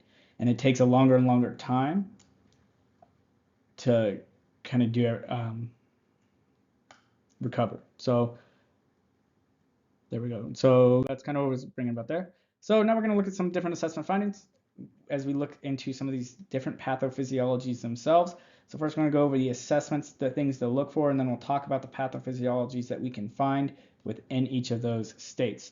So primary survey is, the focus is to detect and manage life-threatening conditions. This is our ABCs. So I think I've mentioned most of the different groups as you're going through lab. Typically, we don't always check lung sounds in our ABCs. That being said, there's 2 states I do. In trauma, particularly anything that could have a multi-system or unknown, or if there's chest trauma, I check to see if there's a life-threatening pneumo. Then also in my breathing states. I'm not our breathing patients where they're having respiratory difficulty. At that point, that's one of those ones. I'm going to go ahead and check their metabolic state and see if their lung sounds, a quick one on either side to see if they're equal and what roughly the lung sounds are. If I'm not checking necessarily each individual lobe, although sometimes you might if you're a little bit unsure of kind of what's going on. You might spend a little bit longer time, but we can save that very detailed lung sounds, re-listening, trying to identify more on there, because if we can identify, because lung sounds give us a very good indication on what's going on with the patient as far as respiratory system, or they can if it's one of the ones that have a more distinct lung sound or lung issue. So that's one of the ones where I might check in my ABCs, looking for any airway issues, any upper airway, so stridor, grunting, some other sounds like that, or then I'm moving, and then lower respiratory sounds such as wheezing, rhonchi, rales. I'm kind of talking about some of those. So any alterations in mental status. If you notice, this is still in that very initial life threat primary survey. You're trying to see if they are altered in any way, particularly altered to just are their responsiveness level. They're alert, looking around, but breathing hard, good. They're still getting enough oxygen to their brain. They might not, we don't know for how long, but that's a good at least they're still there. We start getting into, you have to arouse them and they're in a respiratory distress. Not so great because it's their body's not getting enough oxygen, the brain's not getting enough oxygen. Severe cyanosis can be pretty indicative of a respiratory distress. Stridor, obviously that inability to move a large amount of air through our upper airways. That means our lower airways can be just fine, but if that air ain't getting down there, we in trouble. Inability to speak 1 or 2 words without dyspnea. It's always good to try not good, but if we're starting to assess our patient and they're speaking in 1 to 2 word sentences, don't make them say even those 1 to 2 words. That's all you need to do. Have them nod their head or shake their head. Shake, no, nod, yes. If they're 3 to 4, I might have them answer yes or no, or what medication are you on? Is this albuterol? Yes. If they have a couple words, but even then, so if they move from a 3 to 4 word sentences to 1 to 2, we know it's worsening dyspnea. Dyspnea is difficulty breathing. So then we have tachycardia. Tachycardia is always an indication of the body. It's one of the first things. Tachycardia and tachypnea are two of the first ones that we'll see changes in when the body gets that sympathetic release due to a shock state. Pallor and diaphoresis. At this point, their body is shunting. They're saying, I just need blood in close to the core. And so it's that sympathetic system kicking heavy in. Sweat glands are only innervated by the sympathetic nervous system. And so if you're seeing them sweat but pale, it means no blood's getting to their core, but they're in a shocky state because their body's shunting blood there. Retractions are the use of accessory muscles use. We do see retractions in adults some. It's definitely a bigger thing that we'll see in pediatrics. So what retractions mean is when they go to take a deep breath, it's not just the accessory muscle moving out. That's accessory muscle use. Retractions is when they're trying to suck in more air, they're not able to get enough air out, and that vacuum is pulling the muscles the wrong way inside, and so it's actually creating that negative pressure, pulling muscles, and it's why we see it a little bit more in peds, because they have less muscle tissue and a little bit easier to see them retract them in that retraction, having retractions. Or they use the accessory muscles, which we see in more adults because they have more musculature, and you'll see that them try to pull that chest wall open more to create more negative pressure to pull more air in. Kind of showing the same thing, but in a couple different development states within the body. So you'll see those too as far as some important assessment findings. Trying to find a focus history as much as we can. Once again, don't ask them their full history if they are extremely are in extreme respiratory distress or even a bit more. We don't want to make it worse by us asking them all the questions. Also important to make sure that when you do ask them questions, you're writing it down so you don't have to re-ask them when they're short of breath and you're causing more issues to arise. So that important concept of we've seen students get mad because FTOs get mad at students because like, you already asked this question. Why are you asking again? They're short of breath. When you're speaking, you're pushing air in and out and not using it for gas exchange. That's kind of a jerk move on one, but two, like, or if they are and they're in a kind of panic state, sometimes we need to try and have them focus on breathing and not talk to us. Like, well, don't worry about talking. We'll get the answers when we need to. Nod yes or no if you can about allergies or if you're on any meds and things like that. And if you need to ask one or two words like what med are you on, see if it's why having a good knowledge of pharmacology, you might be able to say yes or give them a list. Is this on med you have? Yes. Are you on this one? No. And without having to ask them. But if you are able to get some, you can kind of ascertain what their chief complaint is and obtain a focus history using OPQRST. If they are able to talk, if they're not, you're going to have to try and do the best you can by yes and no questions. Also, any information you have, if they have a drug list, great. Bystanders, better. If they're good bystanders, family members. So things that we can look at and cause some different types of respiratory issues and where we can kind of focus some of our history taking it and questions to ask. But any type of neurogenic issue can cause respiratory issues, right? If our brain is unable to send a signal to get breathing to breathe correctly, our breathing is going to be all over the place. But this is where we see irregular respiratory patterns and like head traumas, things like that. And then that connection from the brain to the respiratory muscles. Some more indirect lung injuries: ischemia, reperfusion after lung transplantation, or pulmonary endarterectomy. Drug toxicity, transfusion-related acute lung injuries, acute pancreatitis, non-pulmonary sepsis, abdominal sepsis, UTI, bloodstream. All these different types of sepsis can cause them to be in respiratory stress. And if you think of it in the sense that because they are in this very septic, acidic environment, that the body's in an anaerobic state due to the sepsis going on, that they're going to have an increased respiratory distress and they are going to be breathing a lot. They usually are tachypnic in this case. Severe traumatic injuries, that body's in that shock state and they're in a tachypnic state. They could also have a obstructive pathophysiology such as a tension pneumo or cardiac tamponade. Some of it can be respiratory involved, some of it does not necessarily have to be. So direct lung injury or pulmonary. Things that can possibly cause that, things like e-cigarettes or vaping. There's something, particularly when you talk about as whether it's nicotine based or marijuana type based substance, THC based substances. The more that they're regulated, actually, usually the better. They didn't see a lot of issues with that. The area that they saw a lot of issues in were kind of the homemade vape or the vapes that were from a kind of questionable source, and that's what caused like some of that popcorn lung and some of the other issues. Then you have things like smoke inhalation, inhalation injury, just due to heat. Does not necessarily have to be smoke. Remember, smoke is superheated particles and can cause direct lung damage, but even just that superheated air. You ever take a hot breath? Well, just walking outside in Vegas in the summer, or open the oven and it's, or if you ever spend some time in the sauna, man, this is very hot. That heat can cause the damage. Remember, our mucomembranes have a less protection there, and that they can cause or have be more prone to injury due to heat. Near drowning, so a drowning is where someone actually dies. Near drowning is they inhale water. So there's a dry drowning where the glottic opening closes and stays closed until we can get it open for with whatever ways, whether paralytics start breathing for our patients. Sometimes a BVM will do just fine, but they have damage from the lungs or in the lung tissue itself.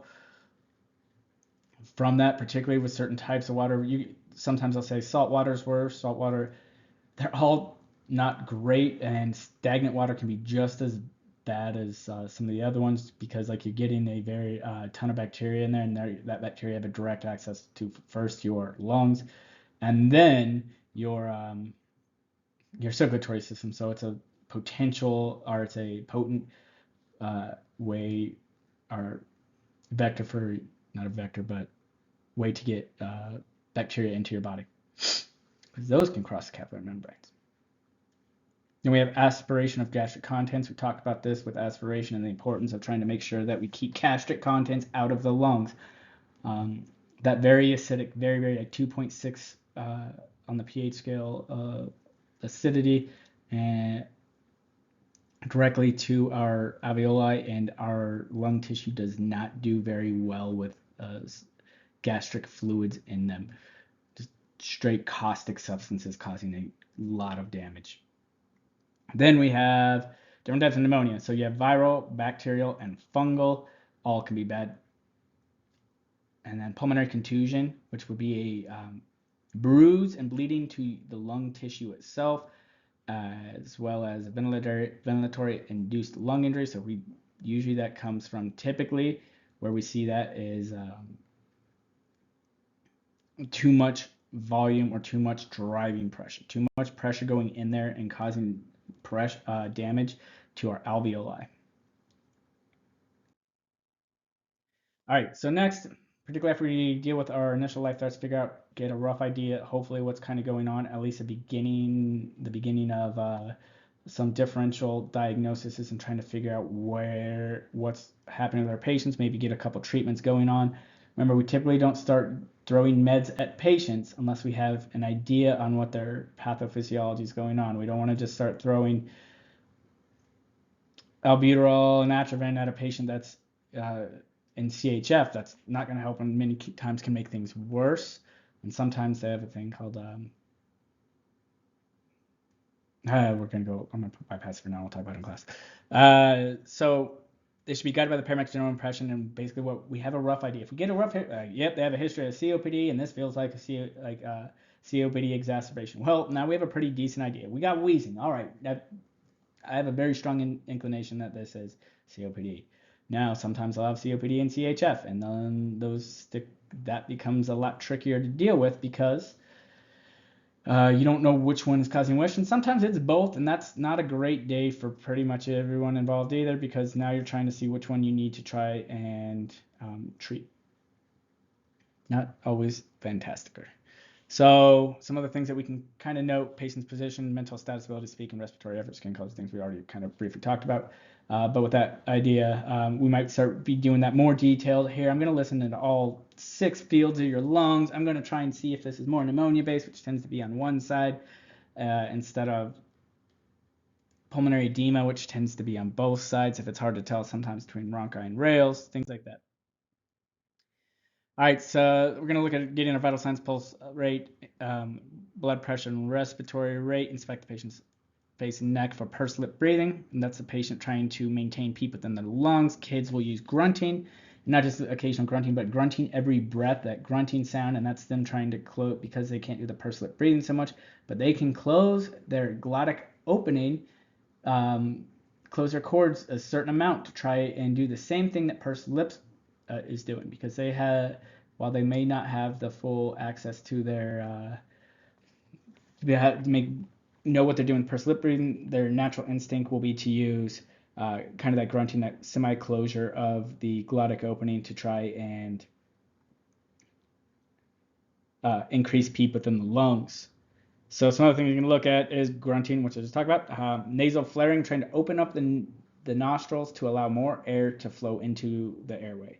And then use of accessory muscles, once as we talked about in the past, but by opening up those chests, are trying to expand your chest more, you're going to decrease the negative pressure within your chest, which will cause more more air to flow in. And should help also with your venous return by helping pull more blood up back into your veins. So then we'll talk about looking at our peripherals, and this is a little bit more indicative of, tends to be in our chronic type disease, but you can see it also acutely.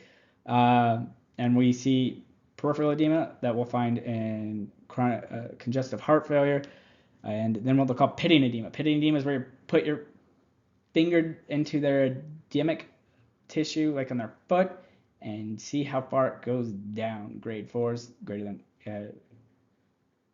8 millimeters, 3, 5 to 6, 2, 3 to 4, 1, 2. So if you almost double the number every time, that's what's going to be your number. I know you guys are super great at knowing the metric system and millimeters. It's kind of hard sometimes. But pitting edema comes from clubbing of fingers, astrixis, and carpopedal spasm, which is more indicative of anxiety. Now, we still have to make sure that they're having an anxiety attack and not some type of sympathetic reaction. But when we see carpopedal spasms, we can have a better idea that might push us a little bit more towards the side of, hey, this might be a anxiety attack, but we still need to rule everything else before we can call it that. All right. Obstructive airway diseases. We got a few of these. Our main one's going to be COPD, asthma, and COPD and asthma are two main obstructive airway diseases that we deal with on a regular basis. There's more. These are the ones that we see very regularly. If you don't run a COPD or an asthma patient during the week, you must be at a slow station or at a slow area, because particularly in Las Vegas, they are all over the place.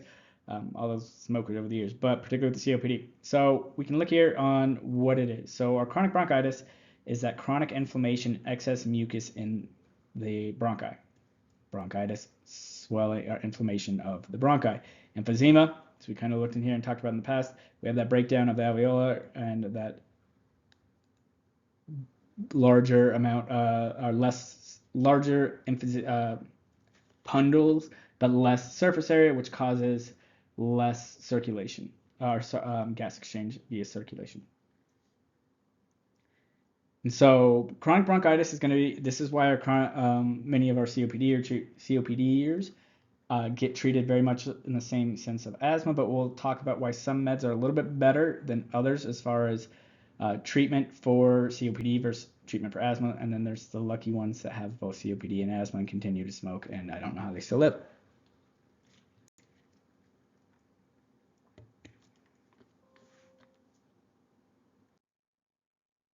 So obstructive airway disease. Remember, emphysema and COPD are sometimes they'll have a bit of both. Sometimes they'll be more heavily influenced into one or the other. And sometimes you'll see the blue bloaters, known for chronic bronchitis, is a name that they've been kind of called in the past. And then you have your pink puffers because they're pursed lip breathing and they're just kind of their overall state. So, but many times they have aspects of both, but those are chronic obstructive pulmonary disease process, COPD. They're typically in a higher CO2 level within their bloodstream. So major health problem, some of the biggest issues, obviously smoking is a very well-known and big reason for COPD. Then we have environmental pollution, industrial exposures, various pulmonary infectious processes, and consists of bronchitis and emphysema, and both are considered air trapping diseases, as is asthma. That's why many of these treatments are very similar, particularly with the chronic bronchitis is a bit more asthma-esque. and why the treatment is a little bit closer on there. Emphysema is that loss of alveolar surface, alveolar walls, and connective tissue change due to scar tissue, and you don't have that great gas exchange there. And all the things that I've said a bunch of times, kind of just reiterating that here. Permanently enlarges the alveoli, but loses the surface area. And so what happens is we just get that get the big barrel chest and not as useful area for gas exchange. And then chronic bronchitis is characterized by an increase in the number and size of mucus-producing glands, low PO2 levels, and frequent respiratory infections. And so we see these quite a lot often too, and these are the ones that are going to more similarly kind of match that COPD or asthma. So emphysema results from chronic pathologic changes, so injuries to the lungs that causes scarring, which leads to the abnormal enlargement of the air spaces beyond the terminal bronchus. So you have more dead space within the lungs that's not participating in gas exchange. And then you saw many times we'll have destruction of the collapsed alveoli, and we have to worry about things like atelectasis, and those can be very difficult to get back, particularly in the emphysema patients, is when those alveoli collapse and lead to some of the issues that were here. So over time, air becomes barrel trapped from the amount of air trapping in there. They keep trying to bring in more air, but because there's only a limited amount of space for gas exchange, they're just continuing to get in. See this barrel chest. For full deflation of the lungs becomes more and more difficult, eventually becomes impossible. So this is a barrel chested patient. We can see this overinflation of the lungs. We'll look at here. Remember, start at the top. We watch trachea go down. We right main stem down. There should be a nice overarching diaphragm right here, and it is flat, and those lungs look inflated. You can still see that it's not pneumo because you can see a little bit of that faint lung tracing within the lungs themselves, where it looks like there's tissue there. They're just full of air. A lot of that is not participating in gas exchange. And so that's where we get these very inflated, barrel-chested lungs. An acute episode of worsening dyspnea that is manifested at rest. So when we talk about that COPD exacerbation, all of a sudden they're getting worse and worse, and they're trying to figure out the normal treatments aren't working, and so kind of there. So some things that can cause it also is like an increase of change in speed and production, or an increase in the malaise that accompanies a disease. So whether it's the disease itself, they could have a pneumonia with COPD, and then it gets them in a real rough state. Some other things that can kind of cause that, they continue to smoke and they get worsening of that. And so then we'll look at bronchial asthma. So that's kind of the COPD, some of the things that we can try and treat that. And we'll go over treatments here shortly, particularly for both of them, and I'll describe what we really need to be looking for as far as what we can do to try and treat our patients to get them better, and what meds tend to work better. And we'll go a little bit over that a little bit more in class, and we'll hopefully have some decent questions and or discussions on why maybe you guys have seen some of the treatments that you've seen and what ones tend to work for which disease process a little bit more as far as all three of these, the COPDs and then this one. So bronchial asthma is a thick mucus accumulation, mucous edema, and smooth muscle spasms.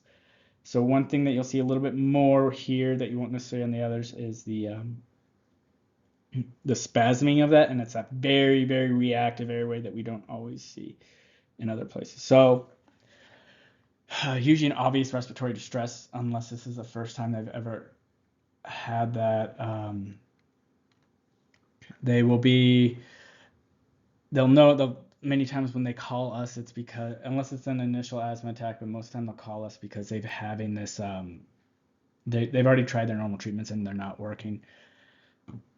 Try and find whatever history we can. If they're hitting a inhaler, it's probably not a vape and it's an inhaler, and they're needing to try and open their airways. And so the other thing they'll have is a prolonged expiratory phase if you're trying to hear. And so you'll hear wheezing typically on the expiratory phase. Stridor's more of an inspiratory, or wheezing is more of an expiratory. But you can get inspiratory wheezing as well as expiratory wheezing. You can get all types of ones. Don't take that as a hard rule. Many times it's expiratory wheezing. And what that's causing when they're trying to get air in, but then they're trying to push it out. So they'll take a short breath in to get more, trying to get more oxygen for gas exchange. And then what they'll do is they'll try and push more air out in their expiratory phase, which our normal IDE ratio is 1 to 2. Once as for an example, 1 second in, and that's usually pretty close to how long it takes us to take a breath in, and then 2-second expiratory phase. The longer the expiratory phase goes, the longer they're trying to push that air out from air trapping, and that comes with typically like these ones, and so sometimes you'll see it from like 1 to 3 to 1 to 4. So it's taking them 4 seconds to breathe out the same amount of air that it took 1 second to in, and our normal is 1 to 2. Some other signs: reduced level of consciousness, diaphragm, paralysis, retractions, inability to speak after 1 or 2 words, poor muscle tone, pulse rate above 130, respirations greater than 30, pulsus paradoxus, pulsus paradoxus, and they take a deep breath in, their blood pressure changes drops by 10 or more, or 20 or more, and so when you see 20 or more, and what that's causing is that air trapping in there, that when they take in that deeper breath and when they try and breathe, all of a sudden, because there's so much air in there, it puts pressure on the vena cava, and they have a reduction in blood pressure. EtCO2 greater than 44. Start seeing that, we're starting to think air trapping. CO2 can be somewhat misleading at times depending on how much air trapping is occurring.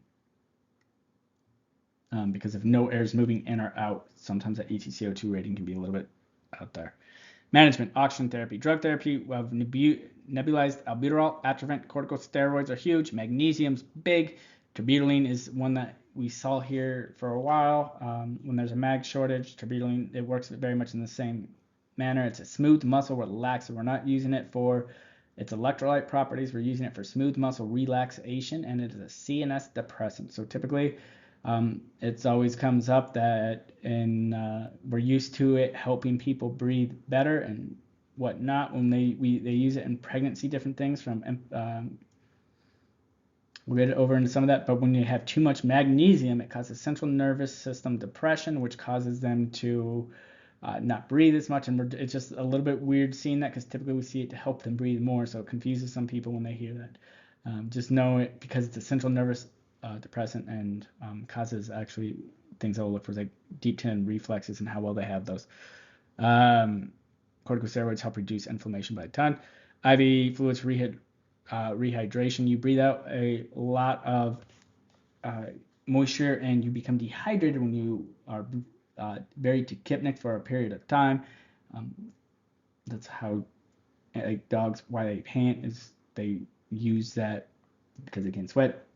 Use that to blow off heat because as you talk more, the droplets in your mouth evaporate and pull heat with that. We're not so worried about the loss of heat on here, but because it's pulling moisture away, patients can become very dehydrated. So giving some fluids should be fine. Just listen to lung sounds to make sure there's no rales or anything weird like that.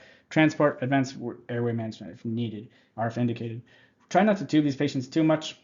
Sometimes I have a hard time getting off it, but if we need to tube them, we tube them. Question to ask: have you ever been tubed before? If they have, well, it looks like you might buy another tube, possibly.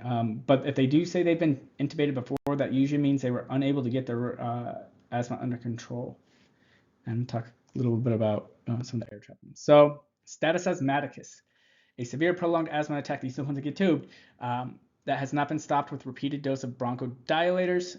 It's a true emergency. These patients can die on you, and some of them that get it up really bad, it'll be a 20-year-old that dies on you, and it's a tough call. Do everything you can.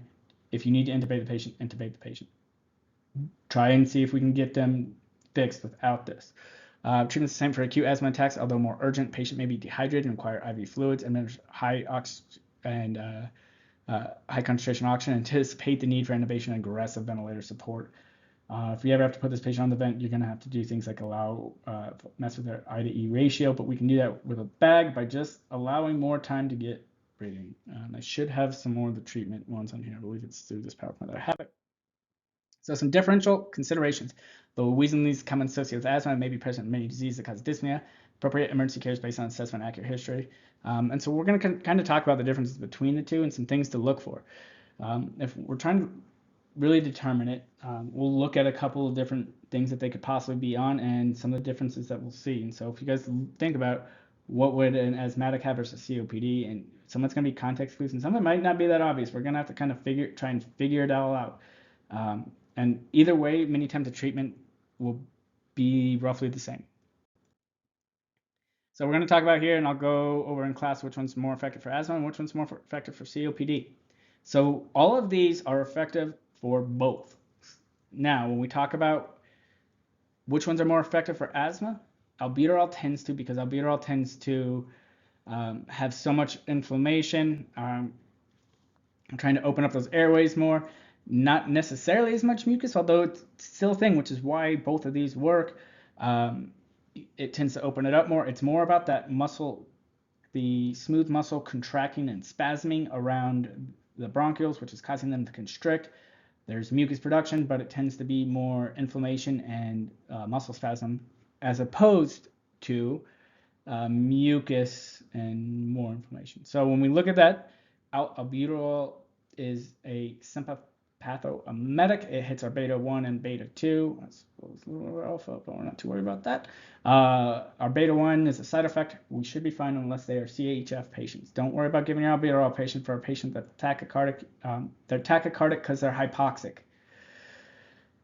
We need to fix the hypoxia before they become asystole. Then we have Solumedrol. Solumedrol, as well as some of the other corticosteroids, really help the inflammation with the swelling. And that's where many times the steroids is what it has. I know we don't have it currently in the system. I believe CC2 medics currently do out in Arizona. It's a standard paramedic drug. Many locations, Solumedrol is very common. So then we have magnesium sulfate. And why magnesium sulfate can turn around an asthmatic and will only a little bit help a COPD tends to be because of that muscle contraction and the bronchospasm, as opposed to just that chronic blocking of the lungs due to mucus and other things. Because it's a smooth muscle relaxant, which helps open up those airways and cause the bronchioles to open up. Versus COPD, it helps because it's happening in both, but it's found to be more helpful in our COPD patients instead, our asthmatic patients instead of our COPD patients. Now, ipratropium bromide, it's much like atropine. It's a parasympathetic. It's an antagonist to the parasympathetic system. So what it does is it pulls the brake. It antagonizes the parasympathetic system, much like atropine, the same class of drugs. And what it in that case is so where the sympathomimetic like epinephrine and albuterol cause the sympathetic system to increase, it agonizes our alpha and beta receptors. The parasympathetic system tends to stop it. It pulls the brake. The parasympathetic brake, our system is basically like a brake in a car where the sympathetic system is like the gas pedal. So we're hitting the gas pedal and we're pulling our foot off the brake, which is the parasympathetic system. So some things the parasympathetic system does is it increases mucal production and salivation, slows down things, and we don't want that. We want to open up our airways, which is still important, and both do. And then we want to reduce the amount of mucus as much as we can, and try and open it that way. And so that's where, while epitropium works on both and albuterol works on both, epitropium's money for COPD, albuterol and mag are money for asthma. And solumedrol is good for both. And then we got CPAP. Why does CPAP work in a patient? Well, CPAP can improve our asthmatics very much so, but in a certain state, it can cause them to get worse, and that is that air trapping state. When they're unable to when they're trapping so much air within their system and their lungs that they're not able to get air out, that increased constant flow of air will not only, because we're increasing our PEEP, or that positive end expiratory pressure, it pushes more air in even as they're trying to push out, and then it increases it, and it can increase breath stacking. If you start CPAP and your blood pressure drops and your patient worsens, take them off the CPAP, please. But how it can help, though, is it basically acts as an internal air.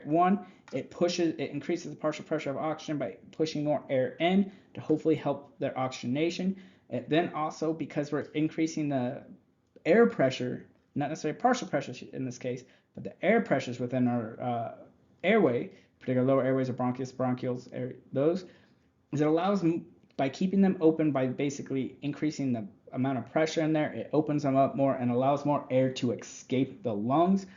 Your lungs should still hopefully be able to push that out, and then it helps open, as well as if we throw in what we call an inline nebulizer. So you have your CPAP on and you throw a duo neb, which is albuterol and epitromium bromide. You add those two together and it helps push those medications deeper and keeps those air, also because the airways are so constricted, most of that medication will then, because it's in that nebulized state, attach to those walls and not make it as deep as it normally would. But when we splint those airways a little bit more open and increase the amount of albuterol going through there and epitromium, we now then have allow that medication to get deeper and open up our lower or even airways that are further generations down, smaller and a little bit deeper. So that's where CPAP can be really beneficial. If your patient worsens, take them off of it though. And then we'll talk about one extra thing, is that if your patient is becoming so air trapped that they can't get any air out, if they're intubated, sometimes just disconnect the BVM. Don't add the PEEP valve. If they are, or have that PEEP at real low settings, if your BVM doesn't come off, what you can also do, I've seen done a few times on severe air trapped patients, is you put a little bit of pressure, your weight on their chest. It seems counterintuitive, but what you're doing is pushing that exhaled air out, because there's so much air in there. It's increased the amount of pressure within our chest that new air is coming in and gas exchange isn't happening. So by pushing a lot of that air out, it then allows more air to come back in. And if we need to, we can positive pressure more oxygenated air in there to improve gas exchange as well as medications. So that's not seen as often, but that is a treatment modality for patients that are severely air trapped. All right, next we're going to move on to pneumonia. So we have our normal alveoli and our pneumonia alveoli. We can see in there pneumonia is going to be any type of foreign substance within the lungs, in the alveoli, getting in there. So our bronchitis and all that is where some of that substance gets down in there, and yes, pneumonia can have it can get into the bronchi, but it's when it's filling up the alveoli space with things that's not blood, that's not interstitial fluid, things like that, but it's instead like a foreign body, or it can be mucus, things like that. It's an inflammatory process of the respiratory bronchioles and alveoli, so we're talking about the smaller airways and then the alveoli themselves. There's a number of different ways. So we got a normal chest x-ray. We kind of look at it. Nice, clear, easy way. We look down, it goes left, right, clear. We got good lung sound. Everything's looking fine. And then we see this pneumonia airway. We can see all that gunky fluid in there that's causing that it to just show up more white. We also notice whether this is aspiration or just pneumonia, or just a kind of normal, nothing fancy pneumonia, is that it's isolated to one side. When we see it on both sides about equal level, most likely that is pulmonary edema, that is fluid from the circulatory system, or interstitial space in the case of ARDS, moving into our alveoli. Viral influenza is the most common cause. Bacterial influenza have declined due to the use of vaccines. All right, then we have mycoplasmal pneumonia, is caused up to respiratory in school age children and believed to be transmitted by infected respiratory secretions. Cool. Aspiration pneumonia, getting gastric or inflammation of the lung tissue due to gastric contents or whatever other type of contents. It's not just there. You can aspirate blood into it, but you're getting some type of contents from an outside source that's not a viral or whatever, or bacterial or fungal, infection into the lung tissue. So we can see this again, clear down, right bronchi over, and all that going straight down into there. You can, particularly if you get it just bronchi on the left side, you know that's it's most likely pneumonia. If you get it on the right side, you know that's where much of our aspiration comes from. So we see that. Usually most pneumonias last 7 to 10 days. Bacterial is treated with antibiotics. Aspiration pneumonia is going to be based off the volume and the pH of the aspirated substances. They'll try and suction some of that out if they're able to, via the bronchoscope, which we were able to look at the other day on some of the pictures there. Airway support, oxygen administration, ventilatory system is needed. IV fluids to support blood pressure, and then mucus, cardiac monitoring. So some questions are, or sometimes you'll see people get breathing treatments. Breathing treatments can be, particularly if we get wheezing in there, and that's typically due to some of that swelling and infectious inflammation process moving into the bronchioles instead of staying just in the alveoli. And so opening up those smaller bronchioles, the importance of that and why it can be useful, and why duo nebs can be beneficial. You might hear some slight wheezing, some lung sounds you don't know. You're like, I think that's all the lung sounds in there, and it can happen. Look at ARDS. So ARDS. Oh, it's almost like it read my mind. ARDS, acute respiratory distress syndrome. This is a very serious disease. This is a because it's a syndrome. It's a result. It's not an individual thing that causes it. Kind of like pneumonia. It's something. It's not like a influenza. Influenza can cause ARDS. All types of lung injury can cause ARDS. So what ARDS is a result of injury to the lungs that cause of some type, whether it's from the outside or the inside. We'll go over some of these reasons. And it is a form of a hypoxemic respiratory failure and leads to pulmonary edema. This pulmonary edema is not backup fluid from the heart. What instead this tends to come from is a lung injury, and it's from third space fluid moving from the third space area around, and due to much like how sepsis, as we'll learn more and more a little bit later, but sepsis causes your capillaries to become very leaky, fluid to exit your circulatory system into the third space, increasing the amount of fluid in your third space. So they can be pedal edemic as well, or peripheral edemic as well, and then you'll have but it'll in their lungs, and it starts a lot of that fluid. The same happens in your alveoli bit and from the capillary beds there, and it causes your lungs to fill with fluid in a pulmonary edemic state. However, instead of heart failure causing this, it's going to be a injury to the lungs that cause that. In some cases, it can cause irreversible damage to the lung tissue. ARDS is really, really bad. There's a ton of new information and studies going all about ARDS. ARDS is, particularly in critical care and vent management, is a huge thing. We talk about being very lung protective. It's with these ARDS patients because their lungs are already damaged and we don't want to damage them more, and they're very prone to additional injury. Watch this video in class. School, and in this video we're going to be talking. All right, so there's a number of issues. So when you normally see in here, you have your pulmonary, your alveoli. You guys have seen like 80,000 pictures of this so far, so good.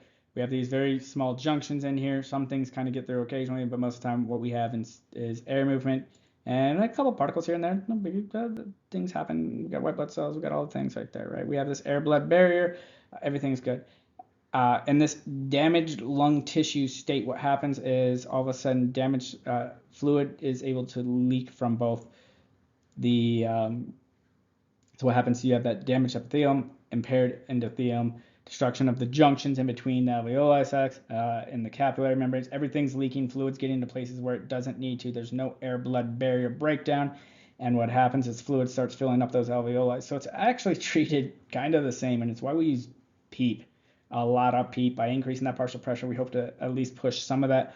So this is where actual air pressure matters, pushing some of that using air pressure, PEEP, and inspiratory pressure to push some of this fluid out, but also increasing the partial pressure of the different gases that are in there, oxygen, and by hoping to better oxygenate these areas, these patients can get some absurd amounts of PEEP. I've transported, including COVID, up to 22, 24 centimeters water PEEP, a ton of PEEP, all the way up there. And so, but basically we have this inflammation cascade, basically breaks down the alveolar tissue, and we get in this really, our lungs are in a very damaged state. And if it goes on too long, or even if it's not always length based, but it can be very, it can be permanent, because if it comes bad enough, they're not going to be able to heal very much from that, because there's so much damage to the lung tissue. So with that being said, this is kind of ARDS and how we'll treat it, and positive pressure ventilation is the answer. Whether it's non-invasive or we have to intubate our patient, or if they're in such a rough state they get intubated, we need to be very cautious with the high amounts because those alveoli are in such a sensitive, damaged state. We see it in the sense that all that fluid's going there, but if we start putting too much volume or driving pressure, we can pop those alveoli and then cause tension pneumos and barotrauma and really, really kill our patients. So this is what is from the ArtsNet. They are, it's not a .NET like website. What it is instead is an organization that helps gathers and aggregates information, does studies to try and help treat the ARDS patients, trying to find the best cause treatments for them. They put out new studies all the time. They'll have new things. And so what this is a basically two-part little card. In critical care stuff, we use this all the time. And so the idea behind this is that it gives you some ventilatory strategies, whether using a vent or a BVM, but it'll give you some idea on how you can make some ventilatory changes to help improve oxygenation within our patients. And so, as well as help you determine if this patient has ARDS, there's some things where they go, it's not actual ARDS, it's something. We don't necessarily have to fully care about that.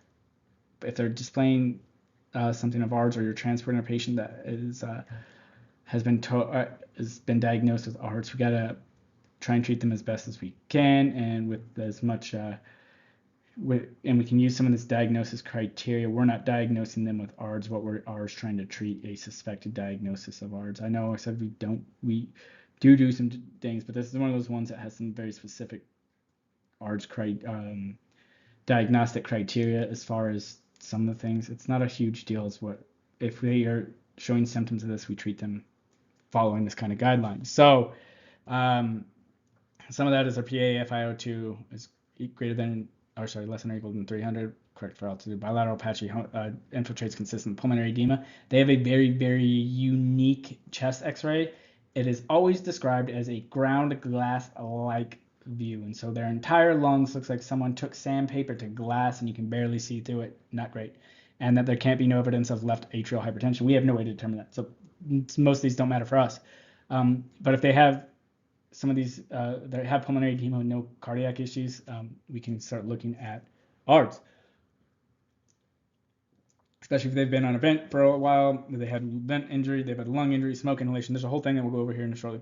But basically, you figure out what your ideal body weight is in whatever inhalatory mode, or just bagging our patients. So the biggest thing I want you guys to take from this entire thing, don't memorize this. I literally carried a card that had this on there to help this. But if you look over here on the right side, what this tells you is how you can increase oxygenation without necessary by adjusting either PEEP or FiO2. So if we remember, PEEP and FiO2 are the two ways that we improve oxygenation. So you can do this via a number of different ways. This is what's cool about this cool little chart. And if you roughly remember, you don't even have to know these numbers specifically. If you can put these numbers in an event and they should match and they should really help you. But if you get the idea that you can have very high FiO2 settings and you don't necessarily need super high PEEP, although you can. So you can have lower PEEP and higher FiO2, or you can have higher PEEP settings and not have to have as much FiO2. So where this chart came in handy for me is when I was transporting a lung patient in the helicopter. I didn't have the greatest amount of oxygen because we had small tanks. And so what we could do is get a rough idea if we kind of were starting out somewhere we knew they were on certain settings, correlate this to, oh, here is if they were on this high FiO2 setting but lower PEEP, I can increase my PEEP and decrease my FiO2, so the amount of oxygen that I'm flowing into the vent or the non-rebreather, and maybe throw the patient on CPAP instead, which is something that we can do. So if all of a sudden we're not entirely sure, but we want to increase our PEEP, or we want to increase our overall oxygenation because they have low O2 sats, we can use PEEP to really help that out. And this is just a cool little chart that shows how much FiO2 we could do that would kind of correlate there. And so some of the things it'll talk about is PEEP. Remember, that's going to be our alveolar pressure. We want to keep it less than 30. I don't want you guys to have to worry about memorizing this. I do go into it a little bit more in the very last semester when I review ventilators, when you guys have most of this down pretty well, and just as kind of review. So if you run on a patient that's on a vent, a home vent, or at a facility, you have a rough idea of how to do that, and if you really need it, and that if you do you need to call a CCT if there's not any close by, or wait for them, or can you kind of modify those patient or modify take them off the vent, BVM them, and try and get as close to those settings as you can. And that's my goal with trying to teach you guys the vent stuff. It's nothing super crazy, but it's kind of why I go over some of that, and we'll go into that later. So that being said, carry on. Some other things that you'll try and look at, you're going to try and manage their acidosis, so we'll increase their respiratory rates. Remember, ETCO2 is managed by minute volume, SpO2 is managed by PEEP and FiO2, minute volumes being respiratory rate and tidal volume. IDE ratio, inspiration should be less than or equal to the duration of expiration. Don't worry too much. You should not be inverting those unless you really know what you're doing. So you shouldn't be having a longer inspiration time and a shorter exhalation time. I've done it a couple times on an event, and I was very cautious, and I was relatively decent, pretty good at trying to do that, and I was making small adjustments at a time, ready to change back. And that's on an event with me in the middle of COVID, dealing with some of the sickest lungs I've ever seen. So, and COVID had some pretty ridiculously ARDS symptoms. So some of the things I'm talking about, I'm not too worried about it, but you can look at. And so, yeah,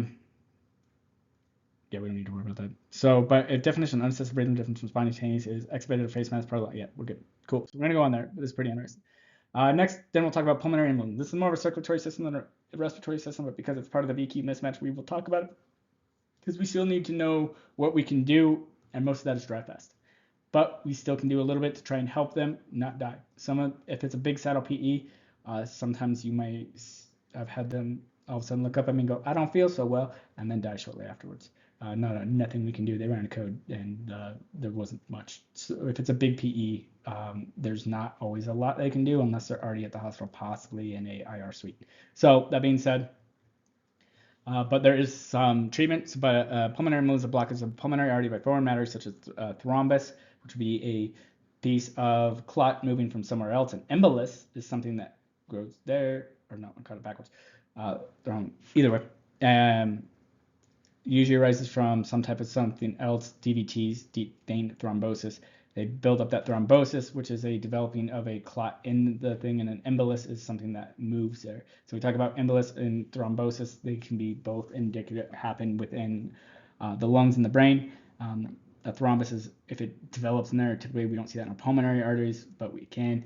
Usually we see it more of an embolus where it comes from somewhere else and lodges in there. And so whether it's lodging in our lungs or if it happens in our arterial system after the heart or after the left atria, then it can shoot it up to the brain and we get strokes. So things like that. The thing I'm doing, and so other things you can do is a tumor tissue, fat, air, things like that. So if we put like roughly 10 cc's of air more into a IV line and inject it, we can cause a PE or stroke. All right, pulmonary embolus is what that happens, and so depending on where that clot basically ends up, it's almost directly related to their overall mortality along with comorbidities. When we talk about that, comorbidities being other illnesses or illnesses that the patient's also going through in conjunct, as well as what's also happening. So they're already sick and then they develop a PE. Sometimes that smaller portion can go. So depending where that, particularly if they throw a big clot from somewhere lower, it goes up there and it separates. If it hits one of these main ones, like sometimes there's not a lot we can do besides our best. That also being said, depending on how far it goes depends on how much dead space is there, right? Dead space being that where this AV or the VQ mismatch is happening because blood's not flowing, so it's coming from the blood vessels coming into here. So this is not bronchi that we're looking at. This is our pulmonary circulatory system. Leaving the heart going up here, it's getting caught in some of these. If it gets caught in some of these big ones, we'll call saddle PE. So, much less if it's this one. If it's this one, but if it's some of these smaller ones, we just have to treat it as best we can.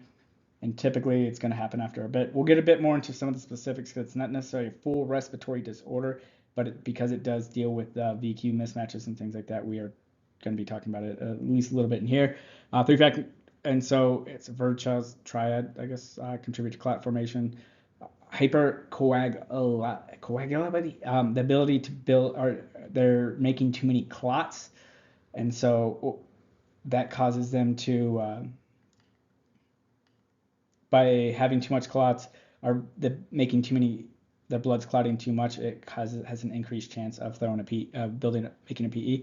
Stasis, as in the body is not moving around very much, or it's not moving around for a long time, and then it does move and it allowed a clot to build, and then that clot travels somewhere to the lungs usually, and then there, or vessel injury. And so how this happens is there's some type of damage to a vessel, a clot builds within your blood vessels, and then that clot breaks loose and goes throughout your body. So those are some different things. There's a bit more to that, but that's right, and that's what this picture's kind of showing.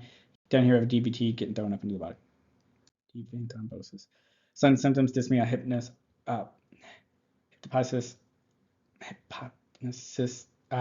pain, anxiety, syncope, hypertension, diaphoresis, tachypnea, all these. And so pleuritic chest pain is a big one of here. It can kind of go, and pleural friction rub can happen. You'll hear that rubbing sound. If maybe, I don't know, I think we were at, we're talking about it a bit, and like, it's a pretty rare lung sound. You can absolutely hear it, but it's not that common, and it's usually a little bit harder to hear anyways. But that being said, something you can look at, pleuritic friction rub, crackles, localized bleeding. The reason that you might hear crackles is that backup of blood within the body causes, the backup of blood due to the big clot will then cause the body to produce crackles. The crackles being backup of fluid within the lungs, and so that's what can kind of cause that. Or localized wheezing, just the inflammation process due to injured lung tissue. Mainly supportive. Administer high flow O2. We want to try and give as much oxygen to the parts of the body that are still producing, parts of the lung that are still participating in gas exchange, and allowing that air to kind of get in there. So apply cardiac monitor and pulse oximeter, and if they start looking really crappy, they start going Brady, throw on your pads real quick, fast, in a hurry. Like I said, I've had these patients go right in front of me, looking at them, saying, I don't feel so well. Some other things that you might see some of these patients have is one issue, like I said, recently out of surgery, bedridden, it's that stasis type thing, long flights. If you guys kind of remember some of that, some of those things that you can see, some of them where they'll kind of act like, and so any type of long treatment like that, or long big issues like that can cause that. And so she just had surgery, was bedridden for a couple of weeks, was not feeling well, had a little bit of chest pain, looked up at me, heart rate Brady down. So she said, I don't feel so well, and then promptly coded. And that was the last words she ever said to anybody. So pretty challenging call, because all she did was nothing, and there's nothing that we could do at the hospital. They worked her for 20 and color, and her family wanted her, would you care? Things like that. All of a sudden, it's not necessarily super always that common or that extreme, but that is definitely something that it can hit kind of that fast. And so being on top of that, and being ready for a patient to decompensate. So looking at that, we will kind of move on. IV, position of comfort, trying to help the patient, whatever position of comfort they find best, help them out with that. And then we'll look at, so a couple last ones. We've got about a few more slides before we get to ABGs, but signs and symptoms include sore throat, fever, headache, head pain, sinusitis, so your sinuses are swollen, purulent nasal drainage, halatitis, bad breath, cervical adenopathy, erythemas, pharynx, everything's just prehospital relief symptoms, and this is going to get treated at the hospital. Spontaneous pneumothorax is relatively rare. So we look at the chest X-ray. We start center, go down. We can already, if this one's pretty obvious. That's why I like this X-ray. But you go down, and you're like, oh, that's weird. This is nice and looks lung tissue-y. This looks lung tissue-y. This does not. Spontaneous pneumothorax is what kind of happened, and so they can develop a number of different ways. Being said, what we'll see here too is this patient being very typically tell white guys can just spontaneous do. Sometimes you have a bigger one, then you go over elevation. I think I might have explained to you guys, told you guys a story about one of our last classes in the clinicals. They were this guy, it was coughing for tall white skinny guy, coughing for a number of times out in front, drove over the pass. As he drove over, dyspnea got way worse, stopped at Blue Diamond ER, saying he was being more short of breath, and found him to be tensioning. So when we difference between a spontaneous simple pneumothorax or spontaneous or a pneumothorax in general, there's just air over here. Hemothorax has blood and fluid. Hemopneumo has both, and a tension is when you see all this shift over here. We'll get more into that in trauma, but that's kind of where we're at. So may develop from an underlying disease. Signs, symptoms, shortness of breath, sudden onset, pallor, diaphoresis, tachypnea. Severe cases of following signs and symptoms: altered mental status, sinus, tachypnea, decreased breath sounds, local hyperresonance upon percussion. And you hear that hyperresonance. Dull resonance would be a hemo, and subcutaneous emphysema possibly. Based on patient symptoms, high flow O2, airway, ventilatory, and circulatory support. Adding positive pressure will worsen this if it's from like a bleb or something like that, and we'll look at that. We'll try to look at that during what a bleb is, and it's just basically or during our lung dissection. Hyperventilation syndrome is abnormally deep or rapid breathing results in excessive loss of carbon dioxide, which produces hypocapnia, breathing off too much air. Cerebral vascular constriction. So it's actually not a great thing, and why we don't hyperventilate our head injuries. Reduces cerebral perfusion. They already have cerebral thing, but so when the patients only do it, it's why they start getting more and more panic. They start breathing faster and faster and faster. Paresthesia, they're not able to feel, or they get all that feelings of euphoria, and then we get the carpal pedal syndrome. Sometimes it can be a neurological issue that causes this. Sometimes it can be psychosomatic. Anxiety, things that can cause it: anxiety, hypoxia, pulmonary disease, cardiovascular disorders, metabolic disorders, neurologic disorders, fever, infection, pain, pregnancy, drug use, all types of things that cause this. We got to make sure it's all this before we call it this. Signs and symptoms include dyspnea, rapid breathing, high minute volume. It's not because they're taking typically deep breaths, it's because they're breathing a lot, although they can be taking deep and other breaths. We just need to make sure it's not Kuzma. At that point, chest pain, facial tingling, carpal pedal spasms, where their fingers are all cramping up, and they start getting T-Rex arms. Supportive care for life that's ruled out in conditions likely caused by anxiety. Oxygen administration can work. Calm the patient. Coach ventilations. Do not slow ventilations as they're compensating for hypoxia or metabolic acidosis, or you will kill your patient. Anxiety is a diagnosis exclusion. All other life threats and different must be ruled out before treating anxiety. Don't have them breathe in a paper bag. That's not a approved treatment. If it is anxiety, they go, I have anxiety. I'm having this. I just can't break it. See if you can help them out. Many times what we'll do is we'll have them breathe the EtCO2, and you tell them to go, I want you to raise this number from 22 up to 36 or 44, and they'll slowly try to get up there, and you coach their breathing. So that's a way to use your diagnostic tools as a treatment. Lung cancer is an uncontrolled growth of abnormal cells. Always dozen cells types of tumors are associated with primary lung cancer. Two major cell types are small and non-small cells, like small, and then lung cells. The lung is a fairly common site of metastasis from other primary sites because it gets so much circulatory volume. So if cancer spreads from somewhere else, gets in the blood, and then if it gets into the lung tissues, it starts going there because they're not very protected. Some signs that may include cough, hemoptysis, bloody sputum, dyspnea, hoarseness or voice change, dysphagia, weight loss, anorexia. Cool. Management: airway, ventilatory, circulatory support, oxygen administration indicated, pain meds if you need to, transport for evaluation by physician, IV fluids may be needed, drug therapy may be needed, analgesics may be needed, end-stage patients may have advanced directives or DNR orders. Do more to that. Respiratory failure. Respiratory emergencies can result from many of these stocks, including ventilatory failure, oxygen interference. Shock occurs when pulmonary gas exchange is sufficiently impaired, cause hypoxemia with or without hypercapnia. So they have low blood SpO2 with or without high EtCO2. But when we see high EtCO2, it's pretty indicative of respiratory failure. All right, so we're going to go over ABGs. I'm going to go a bit more in class, but we look at our normal values. We have our pH 735 to 745, or CO2 35 to 45, BO2 80 to 40. So this is our partial pressure of oxygenation, not necessarily our CO2, but these numbers they correlate pretty closely to these. But if you see a O2 set of 80, their PO2 is probably quite a bit lower. And then our HCO3, or our bicarb, is 22 to 26. These numbers you guys need to know. So we'll look at some of this. I might have someone else come in and explain Rome a little bit more. I don't particularly use Rome. I've kind of showed you how I do this. So I look to see whether it's alkalosis or acidosis. I then I correlate. So CO2, because it's breathed out through, and we detect it via breath, is a respiratory. So I think that is respiratory. Metabolic is going to be bicarb because we give bicarb through our vein. Metabolic. So what I first do, identify whether the pH is acidic and so all these have different ways of going.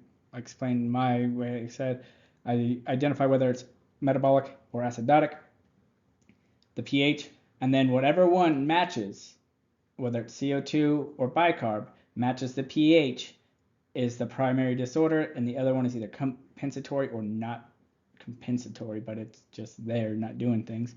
So if we look at that, if pH is acidotic and the CO2 is acidotic, it's a respiratory acidosis. If the pH is acidotic and the CO2 is acidotic, I consider that it's considered metabolic. If the pH is alkalosis and the respiratory is alkalosis, then it's considered respiratory alkalosis, and if it's metabolic alkalosis, and we'll go over this in class and practice more, and we have some practice here. So metabolic acidosis, pH is low, bicarb is low. Metabolic alkalosis, pH is high, bicarb is high.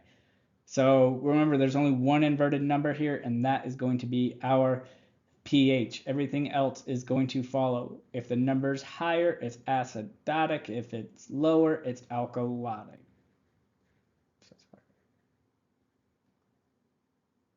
Says bicarb matches pH. So I just confused. Anyways, moving on. Respiratory acidosis. pH is low, CO2 is high. We see this a lot. This typically comes from respiratory failure. Respiratory alkalosis, pH is high, so it's an alkalosis. Our CO2 is low. Our EtCO2 will be like 20 sometimes. We'll see that, and our PaCO2 should be close to that. So that's a sign of hyperventilation type things. Metabolic alkalosis, we don't see very often. Like I said, vomiting and there's a few other random things in there, but it's not a very common one. Metabolic acidosis, so it's very common. Our pH is low, our bicarb is low. So if our bicarb is less than 22, it's going to be acidotic. If our pH is less than 7.35, acidotic. It's a metabolic acidosis. So we'll go over this again. ABG practice. We're going to go over these in class. I'm going to have you guys pick one. Be ready to go. But here's an example. pH 7.6, alkalosis. PaCO2, 31, that is alkalotic. ECO2 is 25, normal. PaO2 is 120. So they're breathing quickly. This is going to be a respiratory alkalosis, uncompensated. Compensation, if this one that is not matching pH is within normal limits, it's not compensated. It's partially compensated if this is outside. If this is acidotic and these are alkalotic, this is partially compensated. If all three are the same, it's a mixed gas, and I don't believe I have any on the ABG packet or anything like that. So, hallelujah. So we'll go through all these. We'll get practice, and we'll go through these in class. And if we have any questions, let me know as we find these. And this is going to be the end of our lecture, guys. I know this is a bit of a long one. You might want to split this up at getting close to 2 hours and 22 minutes. And we're just going to be split up between 2 to 3 classes, and we'll figure it out. This is a pretty big part of ventilation and respiratory. If you guys have any further